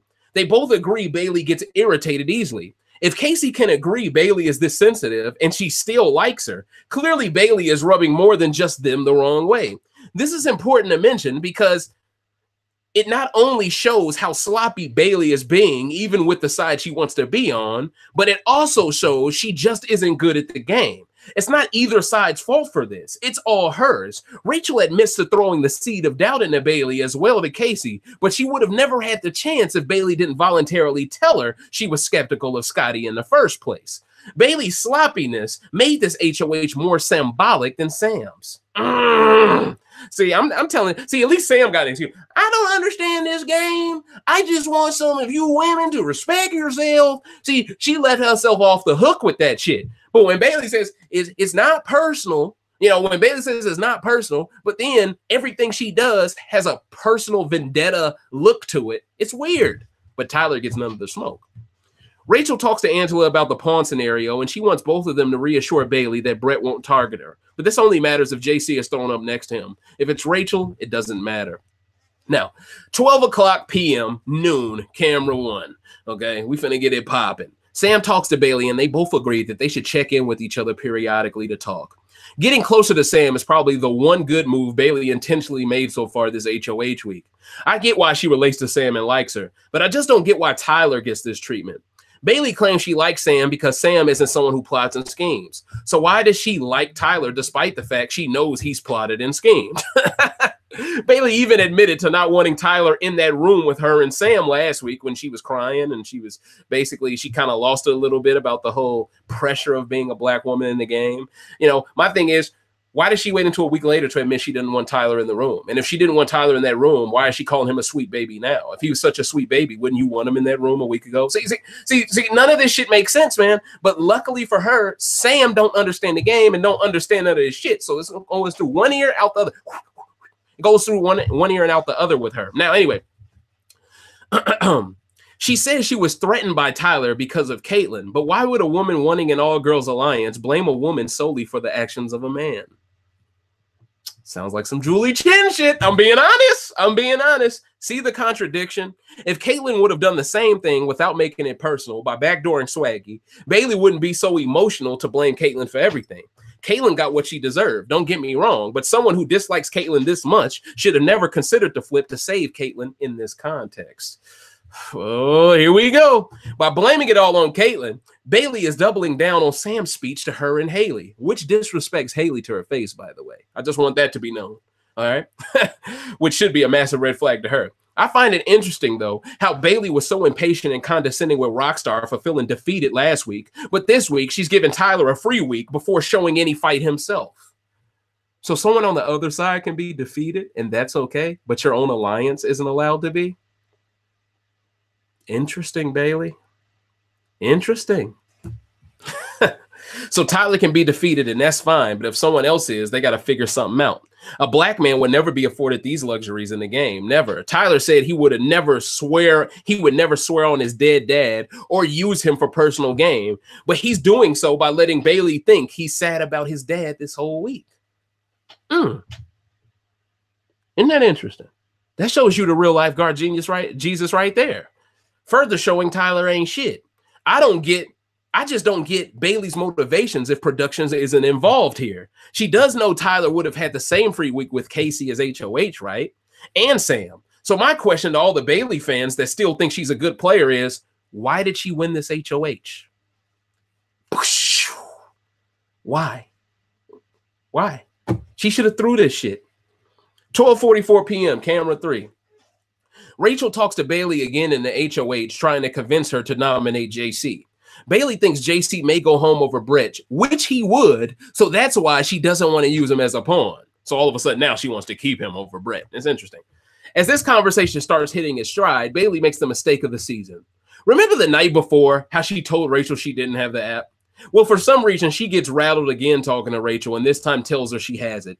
Bailey hints at having the power first. Then as she starts to get nervous, she comes clean about it for no reason, which is confusing because she acts like she said it on accident, but was hinting towards the reveal. It was important for me to set the table last week and earlier in this rant for this moment. I saw this coming before most people did because I could read the desperation and thirstiness to conform in Bailey's body language. And those are the facts. I jumped in front of this when it wasn't a popular thing to do. It is what it is. My thing is, why tell her now but not the night before? This couldn't have been planned. Meaning Bailey is proving me correct when I said she isn't cut out for this game. She can't stay loyal, can't keep her own secrets, and wins comp she doesn't need to. These three things separate the best of players from the worst. And Bailey is proving to be one of the biggest flops in Big Brother history because of her mouth. She hates JC for being nice to everyone when she is. She hates Faisal for falling for Caitlyn's spells, but treats Tyler like a wounded puppy, even though he controlled Caitlyn to control Faisal. She gets offended when Rachel gets defensive, but called a Muslim man threatening to her a week ago for telling her not to discuss his game with the other side, which, by the way, Bailey was already doing.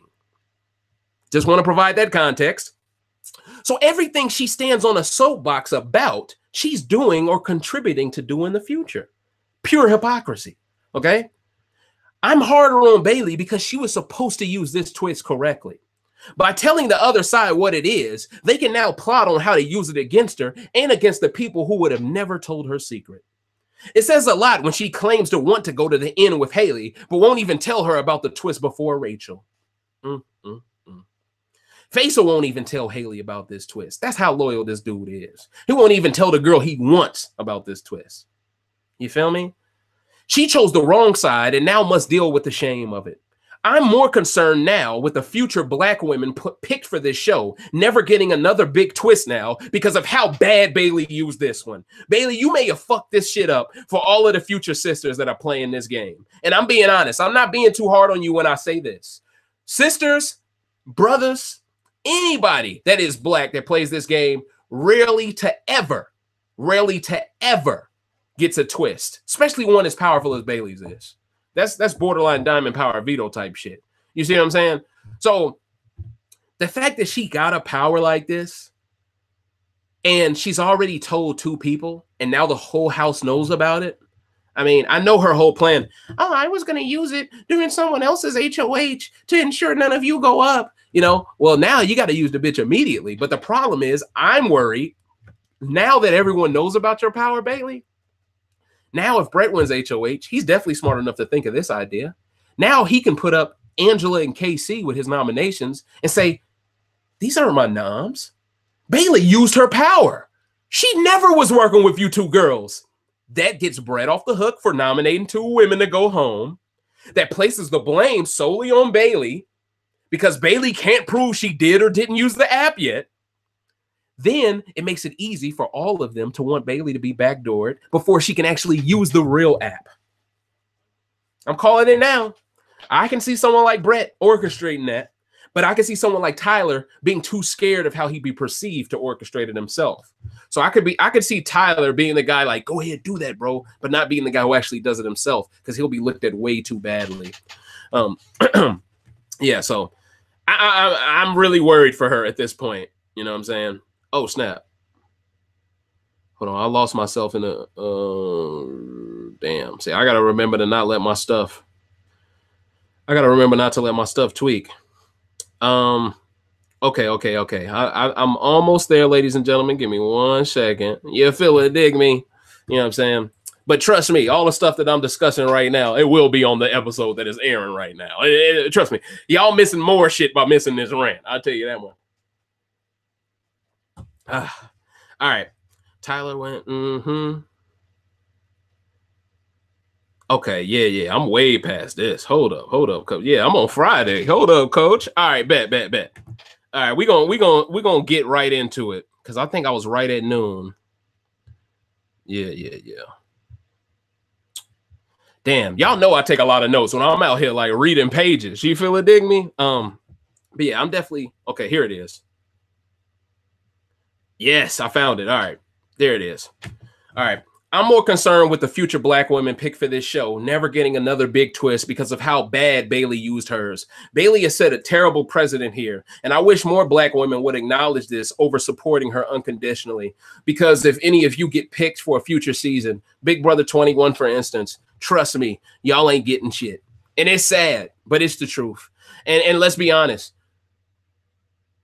mainly black women voted that twist to Bailey. Mainly. It was brothers too, but more sisters watch Big Brother than men. Okay, so black women gave her that, and for her to be using this power in ways that it wasn't intended when it was given to her, sad. Now, Bailey tells Rachel it gives her the ability to overrule the HOH, and Rachel promises to say nothing. Keep this in your head for later because Rachel will spill the beans on this fast. Bailey claims to be focused on the late game, but flipping on her alliance doesn't help her get the votes, and telling Rachel this definitely won't get her the votes. She then lies to Rachel, saying Faisal knows about her power only because of Swaggy.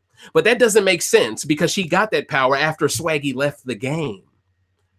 You feel me? Are y'all following me here? Now, this is another misplay here. So Bailey is banking on this information not getting back to Tyler because Tyler has the second app, but she's taking credit for the second one and saying Swaggy knew about it. But this creates another contradiction if I'm Rachel, because that would mean Bailey could have used her power to save Swaggy that week, but didn't. So if I'm Rachel, I'm ruling it out that Bailey got the second one because she's still mad about Swaggy and Caitlyn after Caitlyn left. And Rachel already thinks JC got the second one because he told her this for some reason, and he's been telling multiple people in his sleep that he got it. So no matter how you shake it, revealing the app is just as bad of a play as her saying what it does. Bailey choked this away very hard. Right after that, she tells Rachel her whole jury strategy of making both sides target each other. Another misplay. Why would you tell Rachel this? You don't sound like someone who's loyal to her side if you want both sides to attack each other. We need black super fans. We need black super fans that love the game playing this. I'm telling you, this doesn't make sense. Now, she can tell her allies about her app. Wait. Now she can tell your allies about your app that you didn't want them to know, and she can tell them you don't give a shit about them as a result of this. Bailey claims to trust Rachel the least, but she gives her the most information out of the other three women. What? Casey didn't even know about the app up until this point, which confirms my take that Rachel is a better player and can get Bailey to say stuff others can't. I think Bailey is a little intimidated by Rachel, not the other way around like she tries to make it seem, okay? I think she's intimidated by Rachel's game acumen, okay? And I think it's just, and Rachel could be intimidated by her physically because have you seen Bailey? She's like 6'2" or some shit. I was shocked how tall she was when I saw her standing up next to Scotty one day. I said, whoa. Damn, she tall as shit. So, I mean, that would scare any woman, really. I mean, no matter what race you are right there. But that's why she calls her and Angela the Amazons, because they tall as shit. Now, that would explain why she takes it to such an offense when Rachel looks scared, because she's projecting her fear onto her. Because Rachel is the one playing circles around her and offering ultimatums, while Bailey's the one who's HOH. Kind of like how JC was talking circles around her, even though it was Bailey's HOH. You really get to see on the feeds who's really good at this game when they're in a bad position, threatening to be a nom, and they still talk their ways out of it.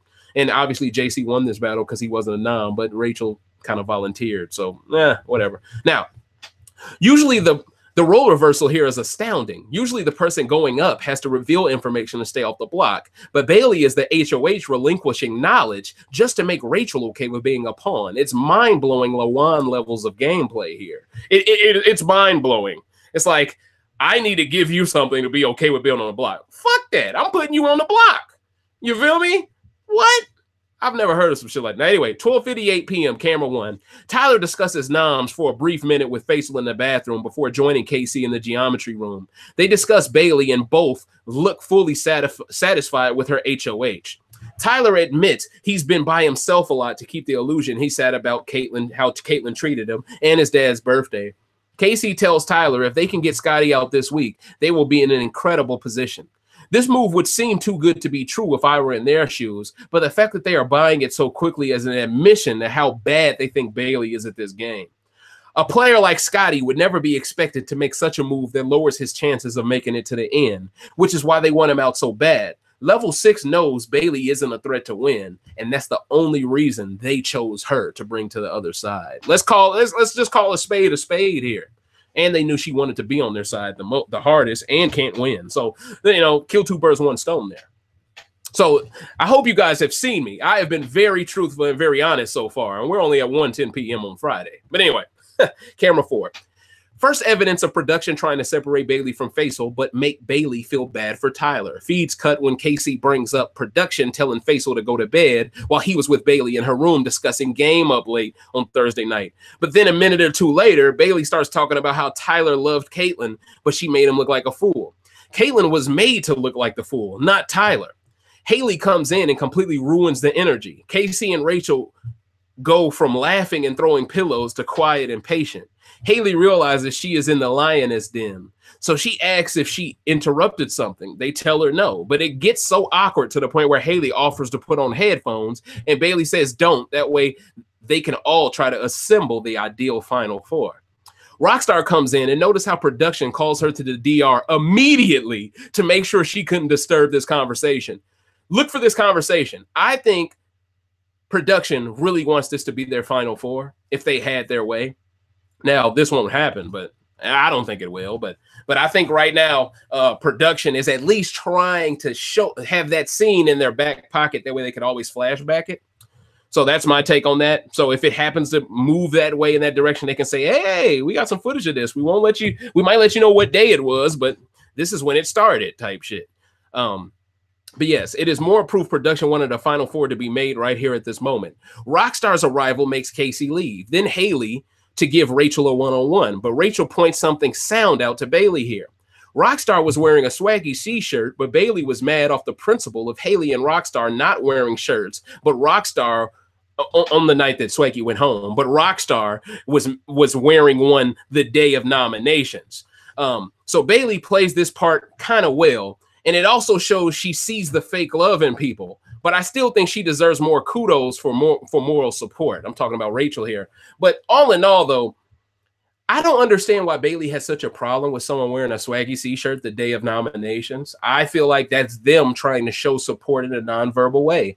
Now, I get Bailey's take on this. Well, if you couldn't wear the shirt when Swaggy was going home, if you couldn't make that statement that day, don't make it now. I see that. But at the end of the day, Bailey, a lot of people in this house think that you're contemplating the flip. So what other way for them to show you their true loyalty, and what other way to make you look bad if you turn on them than for them to wear Swaggy C-shirts if you were to pput them up? I think it was sound gameplay to, in a reverse psychological way, make you never turn on them, at least today. But 1:31 p.m. Bailey chokes again by telling Rachel she knows Casey and Angela want Faisal out, so she'll use her power right when one of them have HOH. But why would she say this to Rachel instead of Faisal? See? Why would you say this to her? She's giving her more ammo to use against her and is telling her how she plans to implement it. No matter what, I could see Casey taking this personal from Bailey, helping Swaggy out by proxy in her blowing up. So I'm hoping for this outcome. Rachel then leaves and Bailey... Oh, no, did I mean Swaggy or did I mean Scotty? I don't know who I meant with that one. My notes sometimes. Sometimes I write something. I'm like, huh? Wait, what? I could see Casey taking this personal from Bailey, helping. I think that's Scotty. Yeah, it can't be Swaggy. Anyway, Rachel then leaves and Bailey is happy because she got her to be okay with being a pawn in her eyes. She sends Rachel to get JC, but JC is too busy talking about life in the pink room with all the guys except Tyler, who's by the fish tank upstairs with Haley bonding on how much they miss Caitlyn. Eventually, the cam follows Rachel to the have-not room where she begins to spill the beans. 1:46 p.m., camera 2. Angela finds out about the house's perception of the three women in Brett, which, remember, I mentioned because I thought that was a misplay by Bailey to make them aware of. I'm once again proven correct why that is, because you could see Angela's face change immediately as soon as Rachel told her this. Rachel reveals she only volunteered to go up because Bailey only wants a nominee to use veto to take themselves off. She wants everyone else to throw it or keep it the same. She also reveals Bailey's power and what it does. I remember Bailey saying she's using her power on Casey and Angela's HOH, not that she'd use it to keep Casey and Angela safe like Rachel is saying. But other than that, she shared vital information to Angela that now makes her the most threatening player in the game because she has a secret of a secret that could ruin a player trying to flip. Angela plans to go forward with targeting Brett, Scotty, and Tyler only if Bailey gets out Scotty first. And this is important to mention because now that Scotty isn't getting backdoored, they don't fuck with Bailey like that no more. They don't. The minute Tyler didn't use that damn veto, they knew what it was, okay? And I'm going to break down why they weren't trusting Tyler either. Casey walks in the have-not room, and I noticed how Rachel and Angela didn't tell her about Bailey's app at all. They're aware she is a tad bit blinded when it comes to Bailey, so withholding this information made sense at the time. Bailey told Rachel that Scotty blamed her for the hinky, which he did, but he wasn't sure who it was and just gave a name. Rachel is using this to build up Angela and Casey's hate for Scotty more. Rachel then fills Casey in on Bailey most likely nominating her over JC. Casey is mainly worried about bridges being burned that will keep her from Bailey. Casey plans to get close to Haley and Faisal this week, but Faisal don't like her like that and vice versa. So this will be interesting to see going forward. 2:30 p.m. camera 4. Haley and Bailey talk in the HOH room, and Haley throws Faisal under the bus for asking her about her conversation with Bailey regarding noms. Faisal is working hard to help JC, but I don't blame him because if he was HOH, Bailey would be working just as hard for Casey. Right? Right. Okay? Haley is talking like she's okay with backdooring Scotty because she said she didn't tell Faisal the conversation because she was worried news would get back to Scotty. Why is Haley so anti-Scotty? Is she just placating to Bailey here, thinking she's being tested? Or does she really think Scotty doesn't help her game? I'd like to know how Haley really looks at this, Bailey HOH in the DR, though. In the DR through confessional. But once again, they can doctor up those confessionals a bit too. So it might not be the truth there. It's interesting to me, though, how Bailey appears to want to flip, but she doesn't want to work with Brett. Very bizarre. Very bizarre. Faisal is also wearing a Swaggy C-shirt, and Bailey finds a reason to be mad about that too, even though he wore it on Swaggy's eviction night himself, showing she's just mad Swaggy didn't come back more than anything. Bailey invites him in the HOH room just to bombard him with commands. She tells him to never say a move she makes is bad, but Bailey has made plenty of bad moves over the last week. Matter of fact, she's less than 2 hours removed from making the worst move of the season. It's like, who are you to tell someone, never say my moves are bad, right after I pull a J.R. Smith in game 1 of the finals? Like, never say I made a mistake. Like, what? Okay. Whatever you say. You feel it, dig me? But then Haley asks him if he's flipped, and we saw this on Sunday's episode, so I'm gonna decode this shit. Then Haley asks if he's flipped just because he's protecting JC. But why doesn't Haley call out Bailey for protecting Casey and Angela? Because Bailey is HOH and Faisal isn't. Haley is legitimately being Bailey's little henchman in this conversation, which explains why Faisal has an attitude, because he feels like they are ganging up on him, questioning his loyalty just because of JC. This starts a debate between Faisal and Haley, which leads to Bailey leaving the HOH. Then Haley. Faisal listens to some Cardi B, and that was that. But the way Bailey instigated her own allies to argue, then left the room, shows she wants that side feuding to have an excuse to flip later. Pay attention. She's the one purposely telling each alliance member to be Team Bay, but not be for the actual team. So she's working hard to turn them against each other. Pay attention. 3:37 p.m., camera 2. We're still on Friday. Bailey lies to Rockstar, makes it seem like other people were offended by her rocking Swaggy shirt, but it was really only Bailey who cared that much. Haley just used it to break the ice and prove loyalty to Bailey. Bailey then tells her people think she really made a deal with Brett. She knows Rockstar is all about the women, so her fishing through this is all her trying to gather information on Brett. But still, why is she being so underhanded with Rockstar? She's even been telling Rachel she doesn't like Rockstar like that and would get her out first after the men leave. So Bailey clearly is trying to cause more cracks to justify her flipping, like I just said. Rachel tells Brett she's confused by how Bailey kept changing her pawn. As of Friday morning, it was JC. As of Friday afternoon, it's back to Rachel. This frustration with Bailey's flip-floppy gameplay isn't surprising because it's illogical to a superfan in or outside of the game. This explains why she told Angela all about the app as soon as Bailey told her. Because remember, Bailey only told her about the app because she made her mind up on throwing up Rachel. The terrible move doesn't happen if she noms JC, which also explains her anger with Faisal. She's mad she listened to him because she misplayed the damage control part of the plan. This same part of limiting blood on your hands that Tyler has shown to excel in. Bailey just doesn't get the grasp of an HOH, really. This is where you'd expect her history and pageants would help, but she just can't gain any positive momentum, ladies and gentlemen. And this is the truth. Brett tells Rachel if he stays, Bailey is his target. And he even said it on Sunday night's episode. Oh, he's coming after her if he stays, which is terrible for Bailey's game because Tyler will make sure Brett goes after her before him. All right. This is important to note because Rachel will become the bigger target over the weekend. Her staying only helps the women. Brett staying helps the entire house. And by Bailey being an HOH and nominating a woman, plus Caitlyn going out, that leaves 5 voters that are women to 4 men. But as long as the men have JC and Tyler, they have the majority of the votes for any vote because Sam votes with Tyler, and then an avalanche happens with a unanimous vote because Casey and Angela don't want to stick out. Bailey is going to preach female empowerment, but get a woman out just like Sam did. Brett admits what I always thought. These noms are personal. Even Rachel is a personal decision when you think about it. JC definitely was, and Brett is too. Him noticing this is ironic, though, because he didn't mind being extra personal towards Swaggy when Winston was with him. But I must admit, he has a point when he says people aren't playing the game, really. Scotty allegedly compared Brett to Paul in one of his HOH speeches, which I wish they would have aired on TV because I would have loved to see that.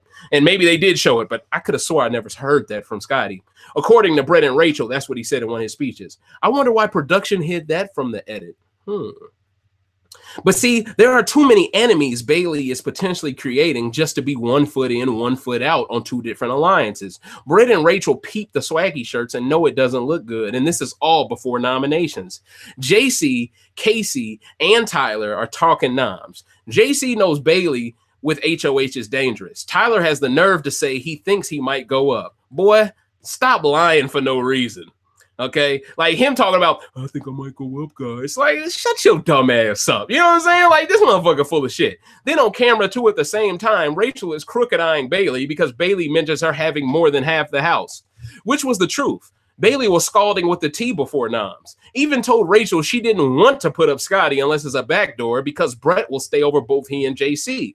But then she tells Rachel why she doesn't all the way trust Faisal. JC. Another thing a desperate Rachel doesn't need to know. But then when Rachel throws that bait out there with Tyler, Bailey shoots it down one last time, like she did with Haley, remember?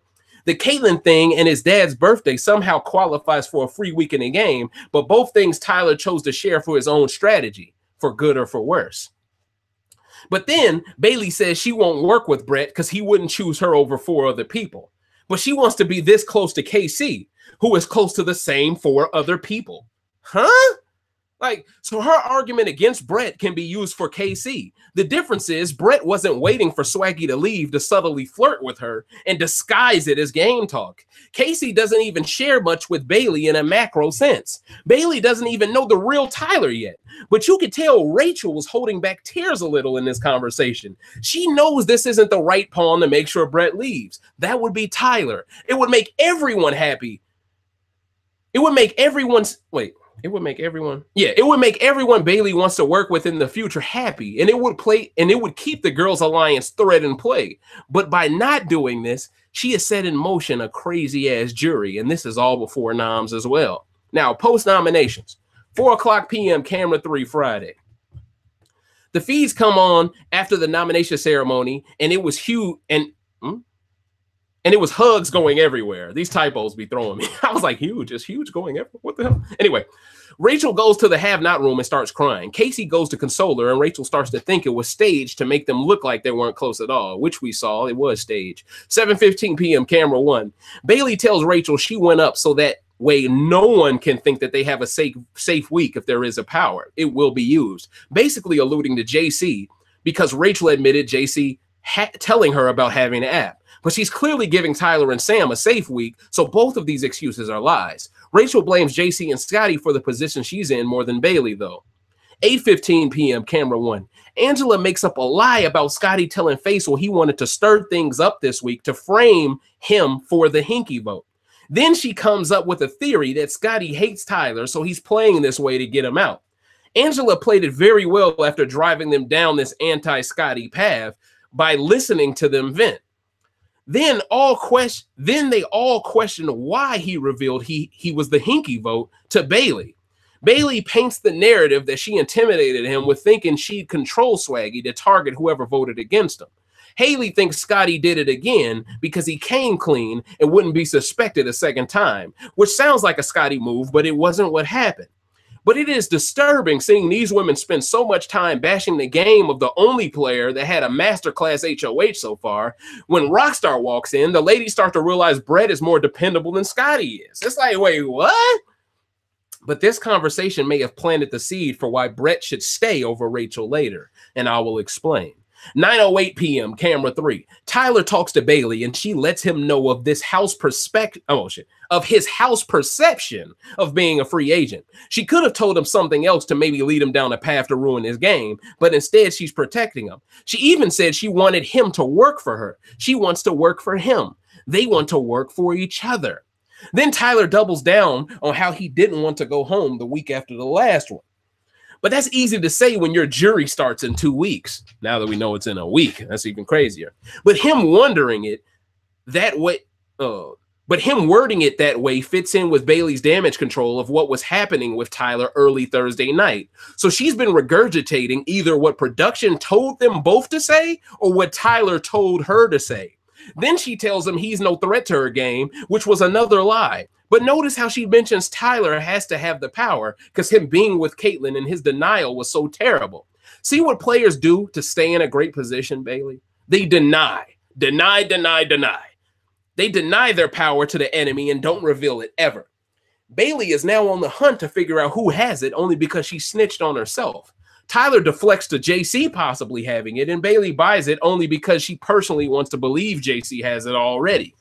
So 9:18 p.m., all the way to 10:18 p.m., virtually an hour on camera 2, a conversation happens. And it's basically between Rachel and KC. Rachel is sad because she made the mistake of volunteering to go up. Casey feels inclined to go talk on her behalf to Bailey upstairs an hour later. Seems like Casey is scared to ever nominate JC because of this LGBT connection. So it sounds like Casey, in the same vein that I think Tyler will make sure Brett gets out Bailey and not him, I think Casey will make sure Angela gets rid of JC and not her. I think there's some things they're just scared to do because of the optics of it in their respectable communities. So that is what it is. Now, like I said, Casey feels inclined to go talk on her behalf to Bailey upstairs an hour later. Seems like Casey is scared to ever nominate JC. She doesn't want to be the one to get him out, so she wants Bailey to get someone else to split up JC and Faisal. Bailey seems sure Haley will win an HOH and do what they want. But I do think Haley would target Sam and JC if she wins an HOH. Bailey then tells Casey she doesn't like how clingy Rockstar is. Then they discuss Rockstar being clingy because she was close to Swaggy. But Bailey seems to dislike Rockstar for being close to Swaggy and holds a grudge for the shirt thing, which explains the vitriol from her last week when Rockstar was almost out the damn door. Also, Bailey tries to imply Faisal having a white mom is why he's so spoiled. I was like, whoa, what are you doing with this? But okay, all right, let me explain this. As if you can't be spoiled no matter your race, and that he needs someone to put him in his place, but Bailey clearly was spoiled too growing up. So why is she getting personal about Faisal's life with Casey, who's targeting him? I'm sure Faisal told Bailey these things about his family because he trusted her in confidence. You know what I'm saying? You know, but the disrespect here is crazy. They even question whether he had straight A's in school. You know what I'm saying? I mean, just personal shots. And it's really sad here how she's partaking in this. Allies don't clown their people like this in front of their enemy unless they've already flipped. This is important to document because Bailey probably wants Tyler in the game to take out Faisal more than she wants Faisal to take out Tyler. Faisal doesn't get to have a week off. He just gets labeled a thirsty Haley stalker by people, and she enables it. Casey even calls him a poor baby for being played by Haley. But I just want her to have this same energy when Bailey is pregnant and with Swaggy, not her. You feel me, coach? Now, Saturday's feeds. Let's get it popping. The veto players were picked. It's Bailey, Brett, Rachel, Tyler, Sam, JC. Interesting to me how the three people that weren't noms were all production's pets. I thought that was interesting. Seems like they're rigging some shit here. And I'm sure you all are watching it right now. I don't know. But anyway, what are the odds that all these production pets get picked for the same veto? What are the odds of this, ladies and gentlemen? Very slim, especially when Tyler could have been backdoored. Very slim. Now, Bailey talks to Angela before veto about how no one has seen angry, aggressive Bay yet. This is 11:25 a.m. Camera One Saturday. Remember what I was telling y'all about how Bailey's been trying to dodge these angry black woman stereotypes? This is the part where she actually acts like she wishes she could be the stereotype. Let me explain. Bailey talks to Angela before veto about how no one has seen angry, aggressive Bay yet. But wasn't she crying because she couldn't show her true self a week ago in the HOH with Sam and Tyler? She's talking about how her angry, she's talking about her angry side like she can't wait to show it off. But doesn't that contradict her frustration with being painted the angry black woman in the first place? Why brag about something that could be misconstrued as a stereotype? Why is Bailey so scared of Angela? To her face, Angela is the only woman Bailey treats as an equal in the game. Everyone else is told orders during this HOH or required to prove themselves, but Angela just gets to be an Amazon, and Bae gives her a pass for it.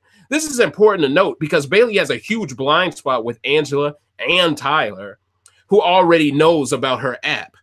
Well, as of today, as of Wednesday. Now, Bailey says she's taking one for the team this week, but she won't ruin her game for anyone. That's interesting because really this HOH has been 100% only to benefit her game, even though I'd argue she's made a whole bunch of mistakes that have ruined her game. And the only team she's intended to take one for is level 6. She just so happens to win HOH during a week where there are plenty of pawn options. But why look for a pawn if there are so many people clearly on one side?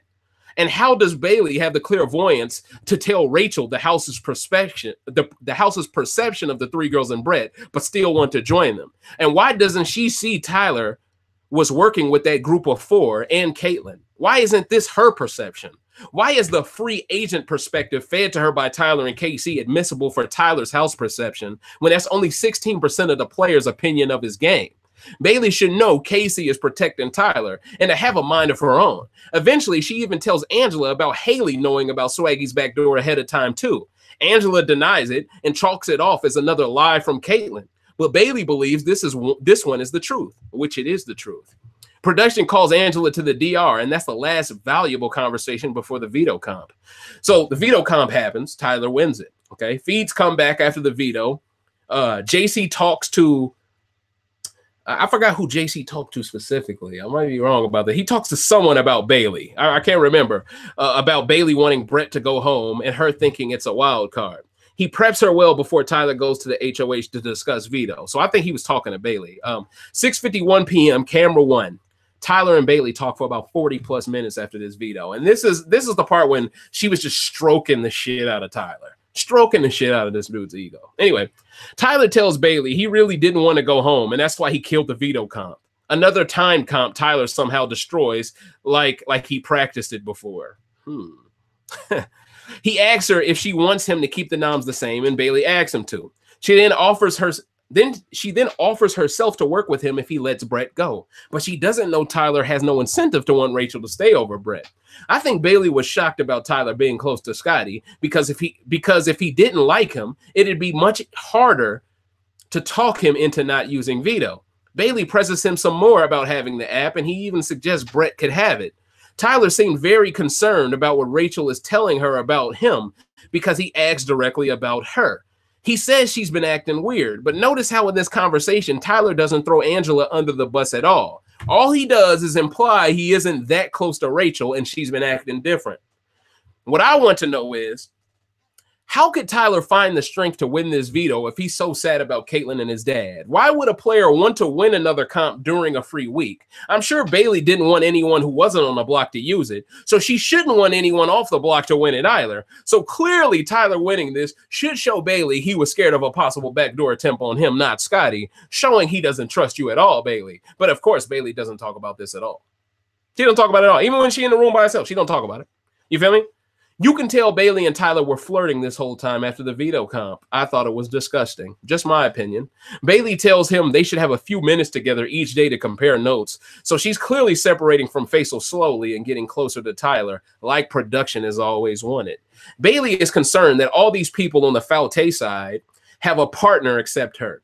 Faisal as JC. Faisal likes Haley. Rockstar is best friends with Haley. So clearly Bailey is threatened by JC and Rockstar because she thinks both of them have made her less influential in the group. But flipping to the other side gives her less influence. That's what I need Bailey to see. So then she tells Tyler all this information about JC and Faisal, but she doesn't know how close JC is to Tyler. So she is ruining Faisal's game, thinking the people she's venting to won't use it against her friends later. Okay? Or maybe she does know they're going to use it against her later, and maybe she's evil. I don't know. I'm trying to give her the benefit of the doubt a little bit. A little bit. Bailey takes everything Faisal does out of proportion, even when he's right. Nominating JC was a dumb move for Bailey because there's Tyler, Brett, and 3 women on one side controlling the game who never have been in a bad position to take out first. JC has no problem without that group of 5 allowing it. But you can tell Bailey is only sharing this because she is so thirsty to be a lifeguard's assistant. She even tells him she can't wait for them to play together. But isn't this the same person saying she can't play with JC because she can't beat him? Why does she think she can beat Tyler? Why is she dumb enough to think this guy is a free agent? Was Bailey actually jealous of Caitlyn and Tyler's relationship, so she's painting Caitlyn as the scapegoat exclusively? Feels like it. She says she's excited because she no longer has Swaggy and Tyler no longer has Caitlyn. That didn't sound like a good omen for my brother Swaggy to hear her say that, by the way. Almost like she sees their relationship as a real one only because it was the one who got Swaggy out. But why does she think Tyler would choose her over Brett? All these questions don't make sense. 8:58 p.m., camera 3. Haley, Bailey, Angela, and Scotty are talking about JC having the power app. They think there's no way he doesn't have it because production would never allow him to lie about a twist without correcting him over the intercom. They see Rachel coming up, and immediately they all disperse like Caitlyn was coming. Shit was funny, okay? Rachel is nervous as fuck being next to Brett, and Tyler has already told Bailey he won't use veto at this point on Brett. Bailey assures her that she will stay over Brett, and they'll have a 7 women to 4 men advantage heading in the jury, where she'll then use her power app to make it 7 versus 3. She keeps looking at the men as the enemy, but doesn't let Tyler in with them.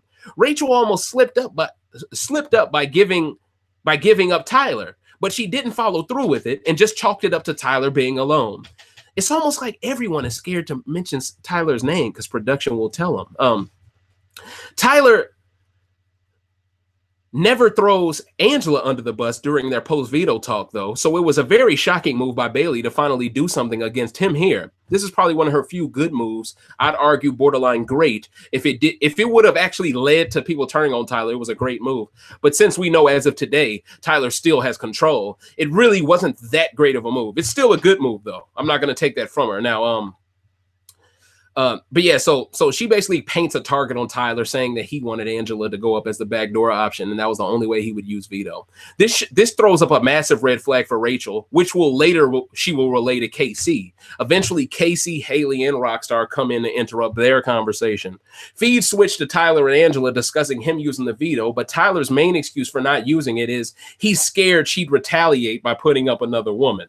That's a lie. Tyler don't give a fuck about the women. He knows these numbers is too lopsided to give a fuck about the women, okay? But we all know she wouldn't do that. She'd throw up a guy. So Tyler telling her he's close to Scotty could have been a masterclass play on Tyler's part if he used veto, because to Bailey, Scotty would have been her choice to seek revenge on Tyler, thinking he's now only close to Scotty. So it's really confusing to me why Tyler, the guy y'all claim to be the best player, didn't see this and pull the trigger. Bailey was so compromised with either side, Tyler would have gotten off scotch-free by using the veto I'm talking about.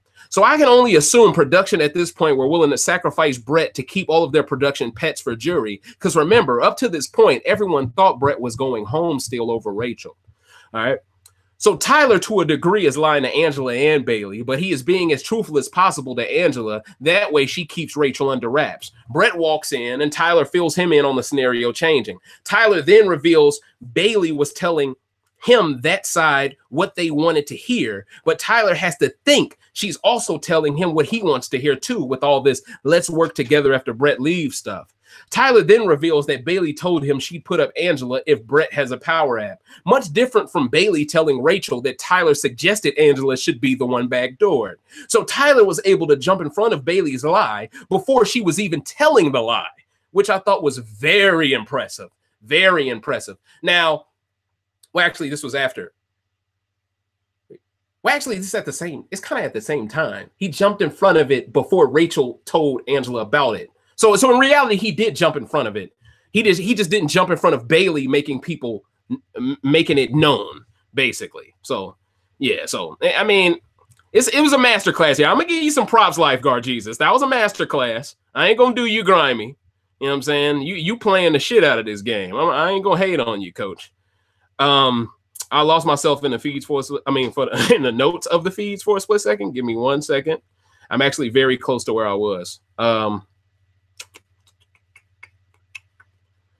Yep. I'm right here. Okay.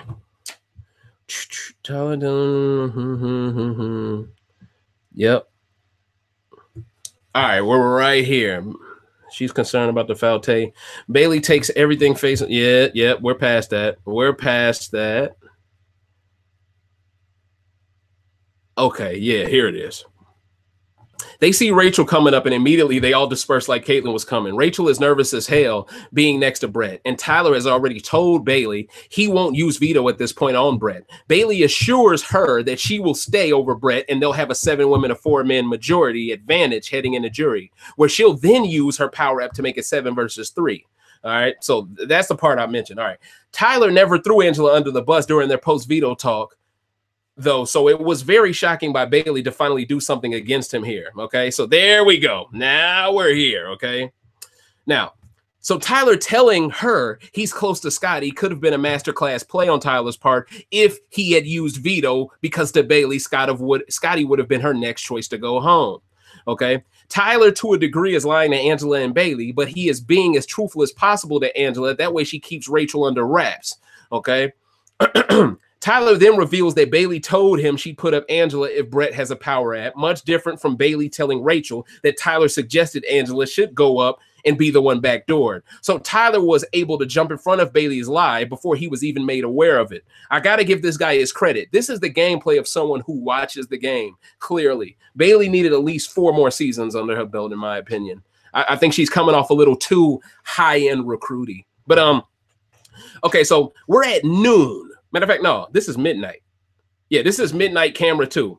Rachel walks in the have-not room, fully convinced Tyler ain't shit now because of Bailey. Tyler walks out as she walks in and asks Angela to fill Rachel in on what he just said. Angela tells her, and then Rachel tells her what she heard, contradicting that story. Now Angela's pissed off with Tyler too. This was a great payoff for all the bad moves Bailey made. A dead clock is right twice a day, after all. And this move, surprisingly, was very sound on her part. Great play from her. Greater play from Tyler to jump in front of it and play it like he's close to Scotty. This week is finally getting good at this point. JC comes in and they all start discussing the target Tyler will have if he uses veto. They parallel this move to Faisal's from a week ago. If he uses it, he saves an ally but shows his cards. If he doesn't, his ally might still stay, and he has the same options for next week. 10:15 p.m., camera 1.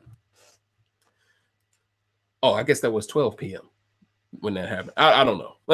Shit's everywhere. All right. Angela tells Casey what Tyler said versus what Rachel said, and it is very concerning. Casey thinks Bailey could have been bluffing to keep him from using veto, but it doesn't make sense why Tyler will want to split them up to Casey. Casey wants to run it by Tyler to do some fact checking. The only reason why Rachel believes Bailey's lie is because Bailey told her about her app. So Rachel thinks Bailey wouldn't dare lie to her now, and that's her blind spot. But Angela knows about that app. But Angela knowing about that app gives her a blind spot too. Casey admits Tyler thought he could be backdoored because of Scotty. But I think Tyler made that up to justify him winning the veto, guaranteeing jury, but it also gives him an excuse for winning and not using it. KC thinks JC is the one exposing the level 6 alliance, but he isn't. JC has actually hedged his way out of trouble without mentioning any names. So KC is very off here. Angela thinks their alliance is starting to show cracks, and rightfully so. Casey thinks things are still fixable, but it'll take some work. Rachel walks into the geometry room and they start comparing some notes on Bailey and Tyler. Rachel walks in as well to promise them Bailey isn't lying and Tyler is. But Rachel should have used this opportunity to turn Tyler on Bailey herself. Rachel tells Angela that Tyler is scared of the All Girls Alliance, so it makes sense for him to target them to split them up. But seriously, Tyler, just like JC, didn't go out of his way to throw anyone under the bus. In fact, him acting close to Scotty is all a play to save everyone involved and entice Bailey in the back door and Scotty, which would save everyone in level 6. So actually, Tyler's play is quite the contrary. He's actually playing the best to keep all of them safe. Better than all these women think they're playing, thinking they got Bailey in their pocket. So let's give Tyler his credit here. They needed to expose Tyler before the jury ceremony to at least galvanize the women in saving Rachel, or expose Bailey's power to Tyler to entice him to use it on someone to force Bailey to have more blood. But by keeping both secrets of the app twist and Tyler's conversation, Rachel is sitting on so much social currency that could change everything. But she's scared to piss off the HOH and the veto holder. So she ends up tasking KC with talking to Tyler and Bailey. And I think that was a huge misplay on Rachel's part. You have all of this social currency, you got to use it. Because otherwise, if you sit on your hands, you're not going to get nothing done. And before you know it, you're out of the house on Thursday. 11:11 p.m. camera 4. Rockstar is talking to Rachel and Casey in the have-not room about this week and tells Rachel she'll be safe this Thursday. Rachel plants the seed with Rockstar that Tyler is working with Scotty. And Rockstar, while telling them about Tyler self-proclaiming himself as a free agent, Rockstar, along with all the women, want the veto not to be used to get a guy out, but the men don't want a guy to go, even if it is Brett. The women really choke this game away hard if a man wins at the end, even though it was 8-5 by week 4.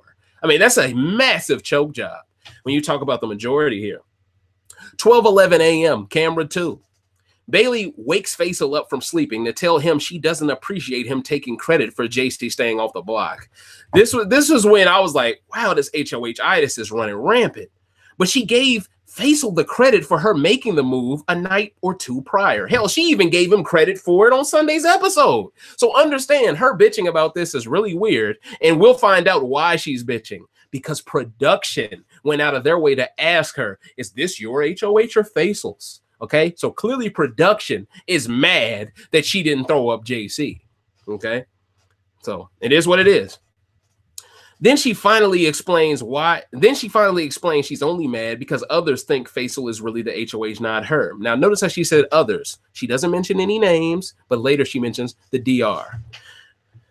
But she refuses to say who these people specifically are. Bailey then makes it seem like Faisal isn't being loyal for telling her business, but she's been telling his business for a week or two. I wish Bailey would practice what she preaches here. The DR even asked Bailey if this HOH is hers or Faisal's. But notice how feeds cut to JC as soon as she revealed production's subtle manipulation tactics. Yeah. This explains why she's really mad. Production is gassing her up to keep working with Tyler while also telling her Faisal is bad for her. Why else would she be in such a rush to wake Faisal up to discuss it at midnight? Think about it, because she just got out of the DR. But once again, Faisal isn't allowed to make a mistake, but Bailey is allowed to make 7 terrible plays in a row. Get lucky with one comment made about Tyler, and then acts like she can do no wrong this week. But she hasn't played well at all. All the information Bailey has given to the other side regarding Rockstar, Faisal, Scotty, and even Haley has been so detrimental to all of their respective games. But instead of her prepping these people for it by admitting to her own bad decisions, she focuses on how these people have wronged her to allow her to continue to throw them under the bus. Pay attention to this gameplay. It's Bailey's game in a nutshell. I gotta be honest, watching so much of Bailey this week as a bad player is overload for me. I need a week off, coach. I need a break. Faisal vents to her about why he's frustrated with Haley not committing to him as a ride or die. But Faisal is mad about the idea of Haley suggesting he'd flip. Bailey finds a way, though, to make this an interesting conversation because she dives deeper into how real a relationship truly is when you get together in a Big Brother house, and how any couple that can stay together in this house can function much easier in the real world. I think she was defending her and Swaggy's relationship more than anything, though, because even she admitted to Haley not really liking Faisal like that to KC. So she's leading Faisal astray in this pursuit of Haley only because Haley keeps him on that side. She's his anchor, keeping him from working with the men. So Haley's contribution to the women's alliance is her continuing to play Faisal. Sad but true.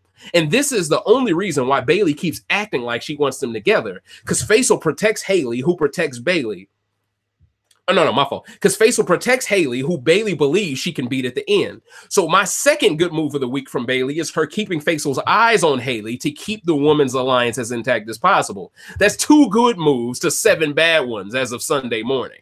I mean, I'm really keeping tally here. She's bad, man. At least I can tell she's getting better at the game from Thursday night. At least she's trending upwards a little bit. At least she's trending upwards. I will say it was very satisfying for Bailey to impersonate Crazy Caitlyn and say she targeted Swaggy because she's a black man.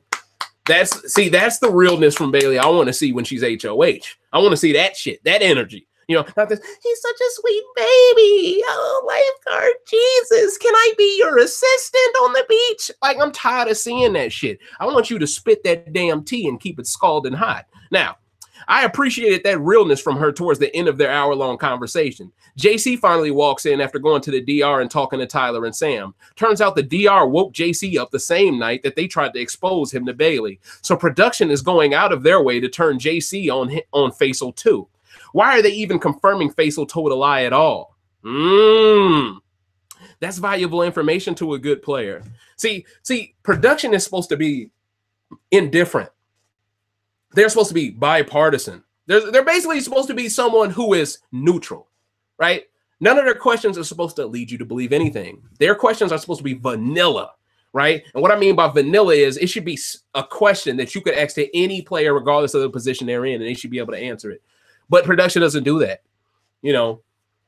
And that's the fucked up part, because they lead you into believing things with their form of questioning. This is why they cut feeds after JC said it. They don't want us to know the narrative they're trying to force. 2:11 a.m., camera 2. Now, at this point, I believe this is Monday morning. Haley plans to get closer to Scotty on Sunday to run recon for Bailey to figure out if he gave the hinky or not. Let this be a lesson for all you superfans out there aspiring to be on Big Brother. To never admit to throwing hinkies, because it will follow you the rest of the game. People are more mad at Scotty's hinky vote than they were mad at the people who actually flipped and still haven't come clean about it. I find that to be crazy, but it is a testament to why you should never admit to flipping in any vote. Bailey sees Faisal on the monitor in the HOH room and tells Haley she's going to call Faisal to talk to her one-on-one. Feeds cut and then come back to Haley leaving Bailey to meet Faisal in the geometry room. Faisal says he was in the DR talking about his feelings, and production interrupts twice, telling him to be quiet. It was actually pretty funny. You are not allowed to talk about production. You are not allowed to talk about production. You know, he then segues to telling her he understands she has to play the game, but he shouldn't have to prove his loyalty to her, which I completely agree with, by the way. I thought Faisal was being completely understanding, you know, of her game, while also telling her, hey, look, I may have ruined my game saving you and taking you off the block. I'm not saying we got to go together or nothing, but damn, don't question my intentions either. She brings up the blackmail aspect of Faisal using the veto on her, but he isn't saying she has to be his woman for using it. He's saying she should never question his loyalty after using it. Faisal is very misunderstood in this alliance, and it seems like he is the scapegoat for most of the women in it. Then JC comes and interrupts, which didn't help Faisal's argument at all, because Haley gave him one of those "I told you so" looks. You know, she tells him that she was only trying to get him to see that JC doesn't help her or Bailey's games, so he shouldn't care about his. But that's like saying you can't be cool with someone unless they're cool with all your friends. Not very fair of a proposition to present, if you ask me. Haley was close to Brett up until the week he and Winston both went up, but as early as last week, she was telling Faisal to become friends with Brett. So why is JC off limits, but Brett wasn't last week, Haley? You see, it's a lot of hypocrisy going on. You know what I'm saying? I just want Bay and Hay to see it from a perspective of a guy just once. I'm not saying Faisal is completely right, but damn, he ain't completely wrong either, coach. So now we're on Sunday. There ain't much to talk about regarding Sunday's feeds, okay? It ain't really much to talk about, but we're going to talk about some things, right? Bay and Casey talk in the geometry room about Rachel's game, and Bailey is confused why Rachel is so upset to be on the block when she volunteered for it. Now, keep in mind, Casey still doesn't know about Bailey's app yet till this point to provide context on her part. Bailey now thinks this is best for her game based off Rachel's reaction, but she needs to be careful how she treats Rachel because Rachel holds her secret power in the balance. Casey tells Bay that she initially wanted Brett out, but the way Rachel is tripping makes Casey want to keep Brett. Keep this in mind for later, because it will probably be on the episode tonight, and it will probably happen tomorrow. They'll probably get into deeper detail on why Rachel had to go. She's just too erratic when she's under pressure. 2:29 p.m. camera 2, Sunday. Rachel talks to Brett about Tyler after some sleep. She now thinks Bailey could be bluffing about Tyler wanting Angela up. Brett tells her no one is talking to him this week, and he hasn't really had that chance to catch up with Tyler. Rachel is scared to approach him himself and wants either Casey or Brett to defuse it. Rachel is spiraling out of control, though, at this point. Faisal discusses next week's HOH with Bay and Rockstar and tries to tell them why Casey and Angela are such a big threat. But since Rockstar and Bailey are playing this feminist-centered game as of late, they act like Faisal can do what he wants with his HOH, but they would rather see a guy go. See that shit? JC walks in to tell everyone the hard work he's been doing on Tyler to get him not to use veto. But JC really wants the noms to stay the same anyway because he wants more level 6 numbers to dwindle so he can have Tyler to himself. It really feels like Bailey wants JC gone because he is the obstacle to having Tyler's ear. JC brings up the women's alliance rumor, and Bailey gets so defensive and tells him to ask Sam himself. But Sam ain't HOH though, Bailey. So clearly, if there is a girls' alliance, they come into your room. But see, her just deflecting like that, come on. She's showing what's really going on, you know, and hopefully JC caught on to that, and hopefully we'll see something in the edit with him showing some type of him figuring that out. But yeah, so I'm sure JC peeped that and peeped the game on this, and now is sure of Bailey being involved now. Because why would she refer him to someone about his inquiry if she didn't know the details about said inquiry?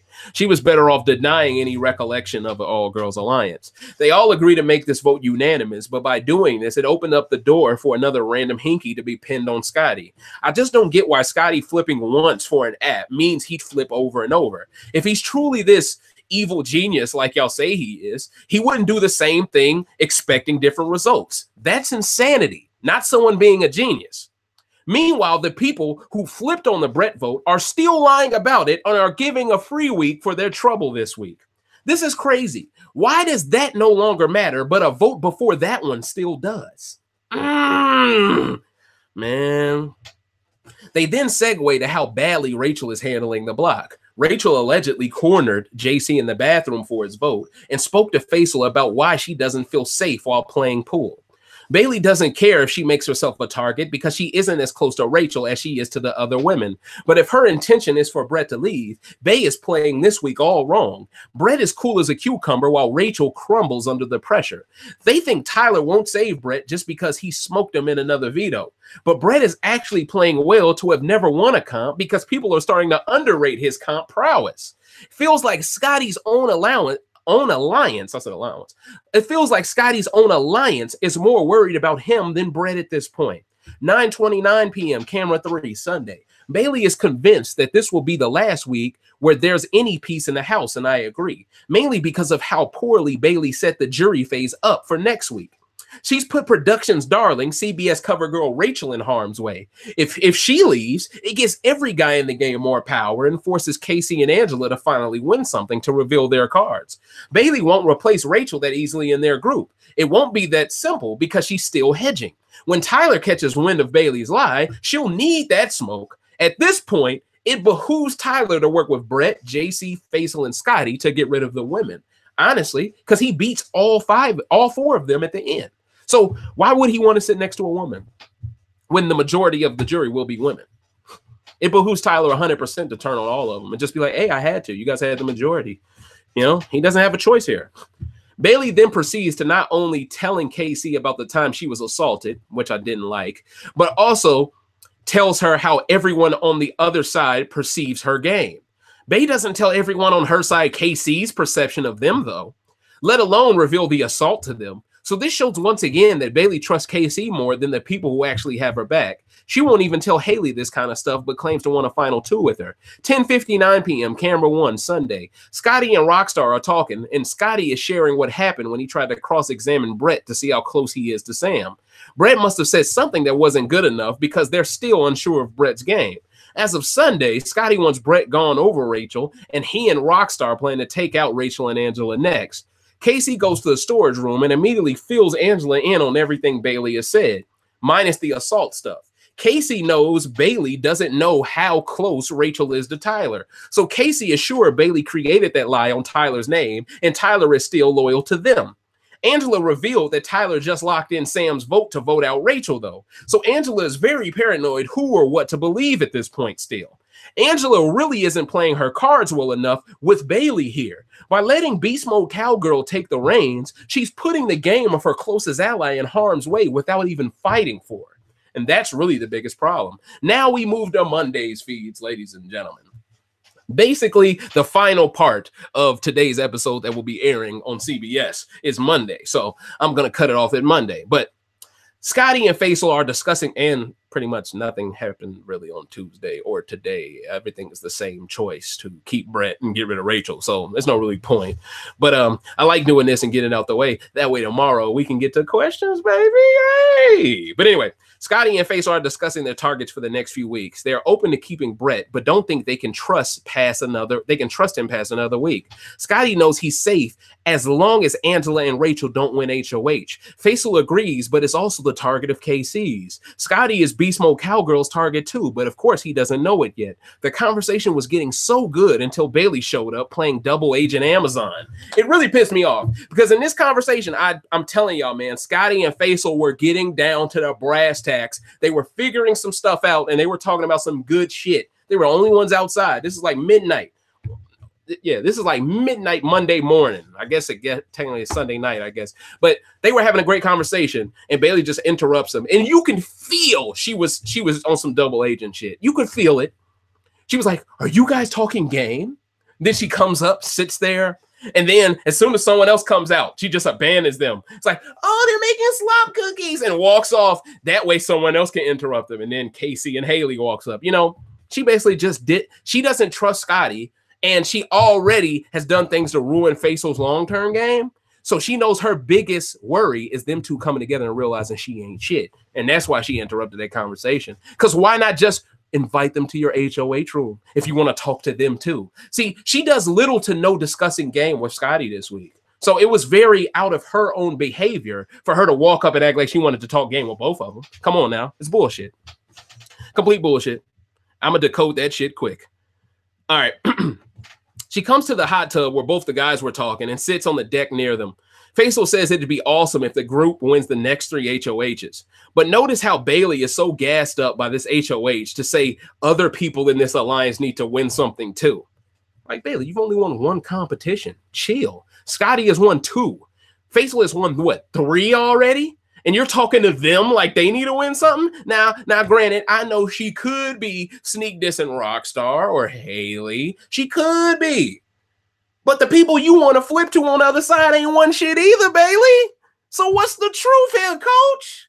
You feel me? So it's more bullshit here. It's more bullshit. Mixed signals. This isn't good gameplay. This is sloppy, man.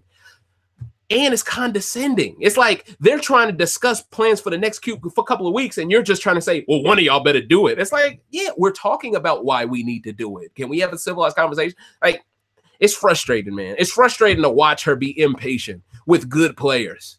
Because I think Faisal has the trajectory to figure out the game like Paul figured it out eventually in 18, where eventually he got to the end and he knew the game so well after a while, he knew what needed to be done. Now, granted, he didn't take James to the end. He took Nicole. That was the one misclick. But I don't see Faisal being that dumb. Like, if it's take JC to the end or take Haley, I think this motherfucker takes JC. And I think he bets it all right then and there on him winning the game. But I don't know. But yeah, like I said, Scotty has won 2 comps for the group, but she still wants him out because he has a penis. Faisal has won 3 comps, I think, but she throws him under the bus to multiple women. So if anything, Bailey needs to win more comps or say that shit to the women who ain't carrying their own weight. But of course, she wants the men to keep winning to protect her, just like she's protecting Tyler, Casey, and Sam. The three people can't be beat. She's protecting, but she has the audacity to lecture a great player in Scotty on what he needs to do. It's astonishing. It's astonishing. If you were, I'm not even going to come at her like that. I'm just going to say, if you handled this HOH week the way Scotty handled his HOH week, we would have nothing bad to say about you, Bailey. But you were literally talking so greasy about this dude just because you know he's a better player. I think that's some hater shit. Just my opinion. Scotty reveals the information about Brett to Bailey, and she brings up Tyler using the veto. Scotty assures her he spoke to him and Tyler won't use it, which fits in with what Tyler said to her as well. But it also shows how much in advance Tyler is thinking to embrace Scotty as a friend, only to keep him as a backdoor option to Bailey. Very impressive, Tyler. Very. But notice how Bailey walked off as soon as she saw Casey walk outside. So clearly she doesn't want to be seen talking to her friends, but doesn't mind being seen talking to the other side in front of her friends. I just don't get this. Haley walks up with Casey and the conversation becomes dead. I wouldn't mind at this point for the men to join together as a result. I'm really hitting the last straw with this dumb shit that's going on. They're being really mistreated, underappreciated. You feel me? 12:20 a.m., camera one. Brett talks to Tyler about how much of a gamble it is, even if Tyler doesn't use veto on him. Tyler was worried using this veto will piss off Casey, Bailey, and Angela, which could lead to JC getting exposed and exposing their games by proxy. Brett is worried about JC having an app, but peep game how sure Tyler is that JC doesn't have it, but Bailey does in this same conversation. Production's telling Tyler something. Bailey having it is really the reason why Tyler doesn't want to play veto. Tyler tells Brett to hang around Scotty more. That way, if there is a hinky vote, everyone will think it's Scotty again, which will cover them from JC's wrath if he doesn't agree to keep Brett.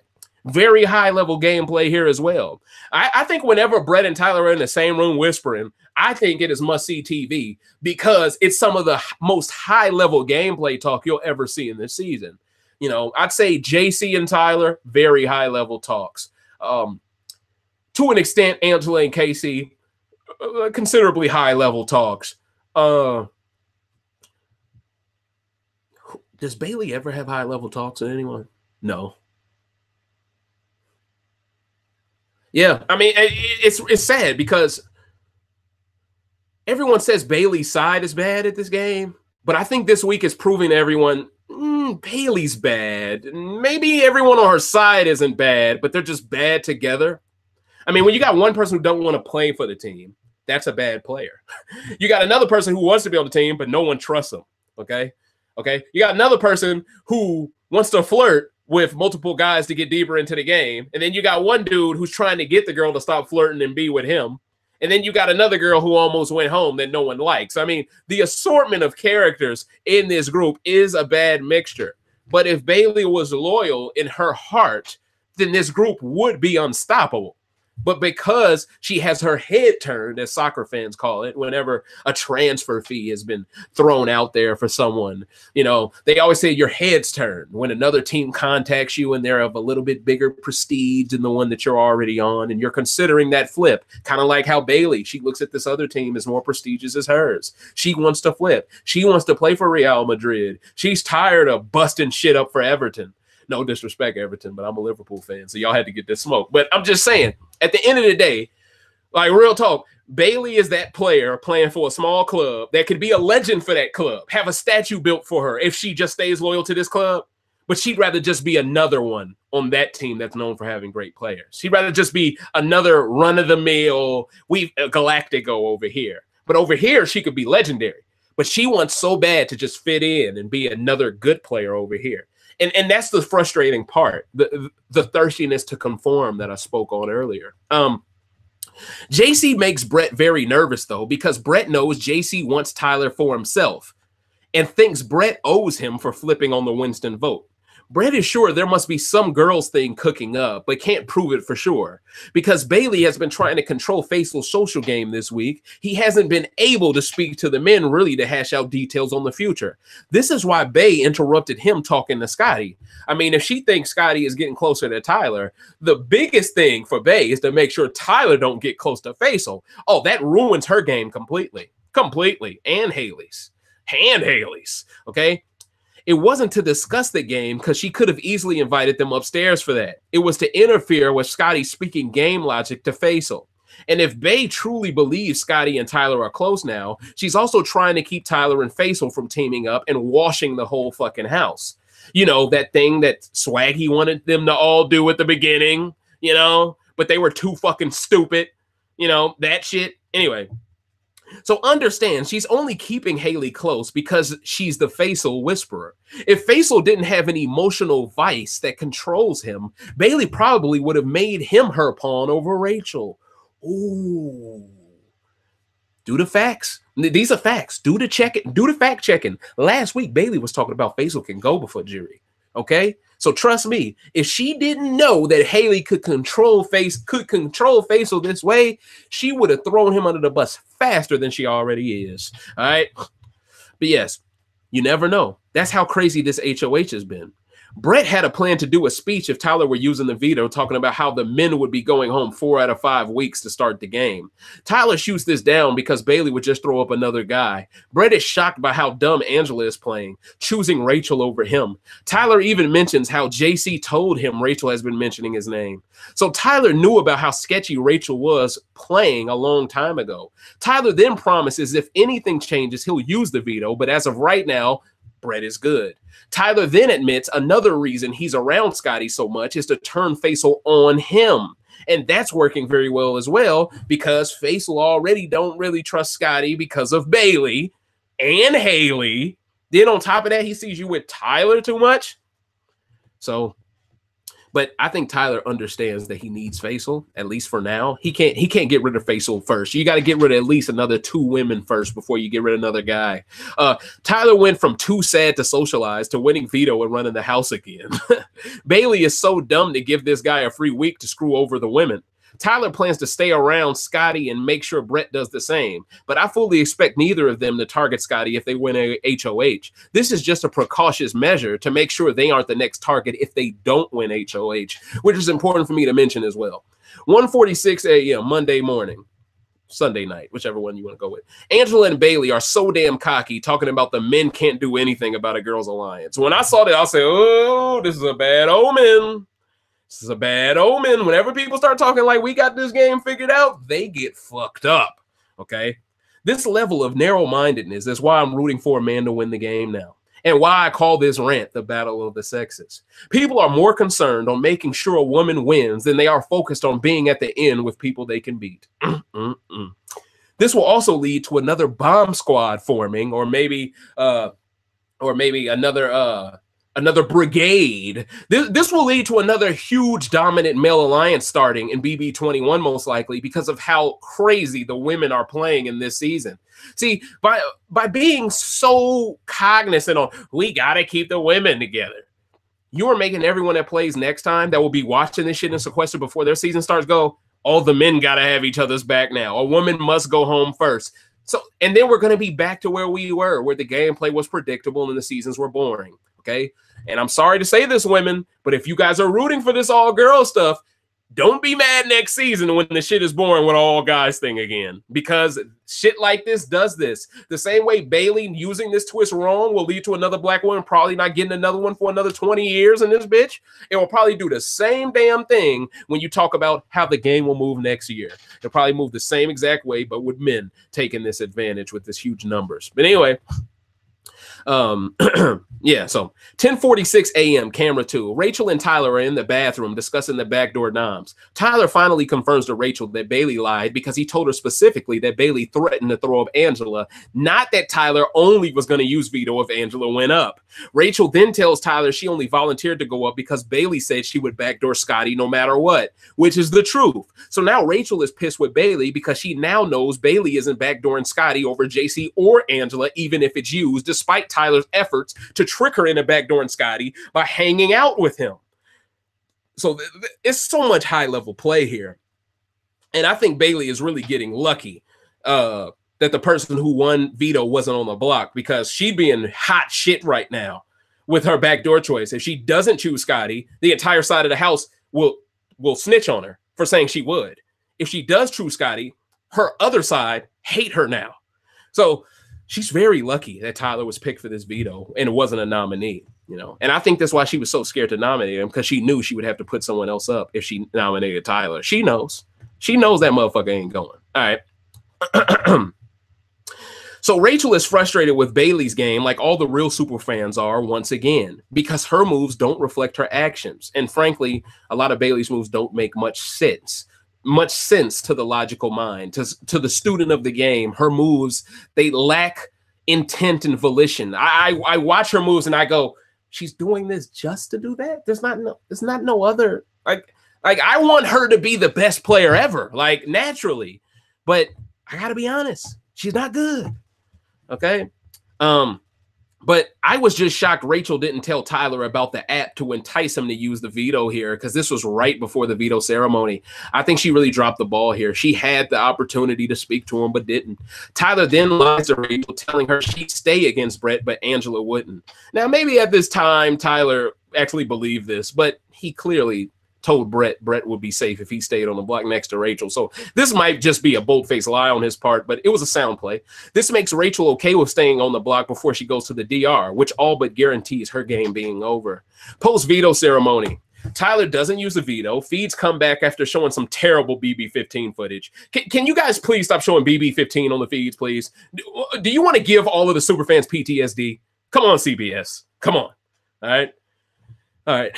And everyone seems to be relieved that veto wasn't used. Now all there's left to do is wait until Thursday, because Rachel is all but gone at this point, and trusting Bailey was her downfall. But Bailey playing this HOH as bad as she did, preaching female empowerment while sending a woman home on accident, will probably lead to the end of her game too.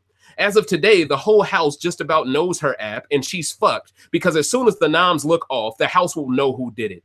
I wouldn't rule out someone like, I already said this, but I wouldn't rule out someone like Brett winning an HOH and nominating people that don't make sense just to pin it on Bailey, the same way they're planning to pin the hinky on Scotty. I had high hopes for Bailey being an HOH. I had high hope for her being a good, competent player, but I'm sorry to say she just isn't. She just isn't playing correctly. But I can honestly say she's made only 3 good moves this week out of about 11. And the other 8 were bad to terrible moves.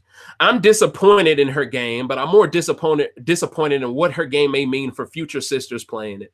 These same women she wanted to be friends with so bad are now plotting on using her app to distract her from the votes that will send Rachel home. Bailey made this bed. Now she must lay in it. Let the battle of the sexes commence. So, ladies and gentlemen, this was the 16th rant of Big Brother 20. I am your humble host, Dave Smith. This is Recency Bias Radio, where no one is safe from criticism. I hope you all have appreciated my coverage of this week, and I guarantee you this is exactly what you probably already saw on tonight's episode and what you probably will see some of tomorrow on tomorrow's episode. I will be back tomorrow for another rant, ladies and gentlemen. Once again, I am sorry for the days that I was missed, but I'm also happy that I was able to give you guys 3 rants in 4 days last week. So it kind of balanced itself out, coach. You know what I mean? But yeah, so I truly appreciate y'all coming through. If you could, please like, share, and subscribe. And on the right side of my channel's page, click on that bell so you could be here with the most lit live chat in Big Brother 20 history, bar none. Tomorrow, we're going to get into questions. I'm going to talk about Wednesday night's episode, Thursday night's episode. You know how we gets down. And we also going to discuss a little bit of feed. So I hope you guys are appreciating this. Oh, also, look out for this double eviction that should be coming soon. Shit will be lit. You know what I'm saying? Shit will be lit. But I'm out. Y'all have a great night. Y'all be safe tomorrow, and I'll see y'all tomorrow. I'm out. Deuces.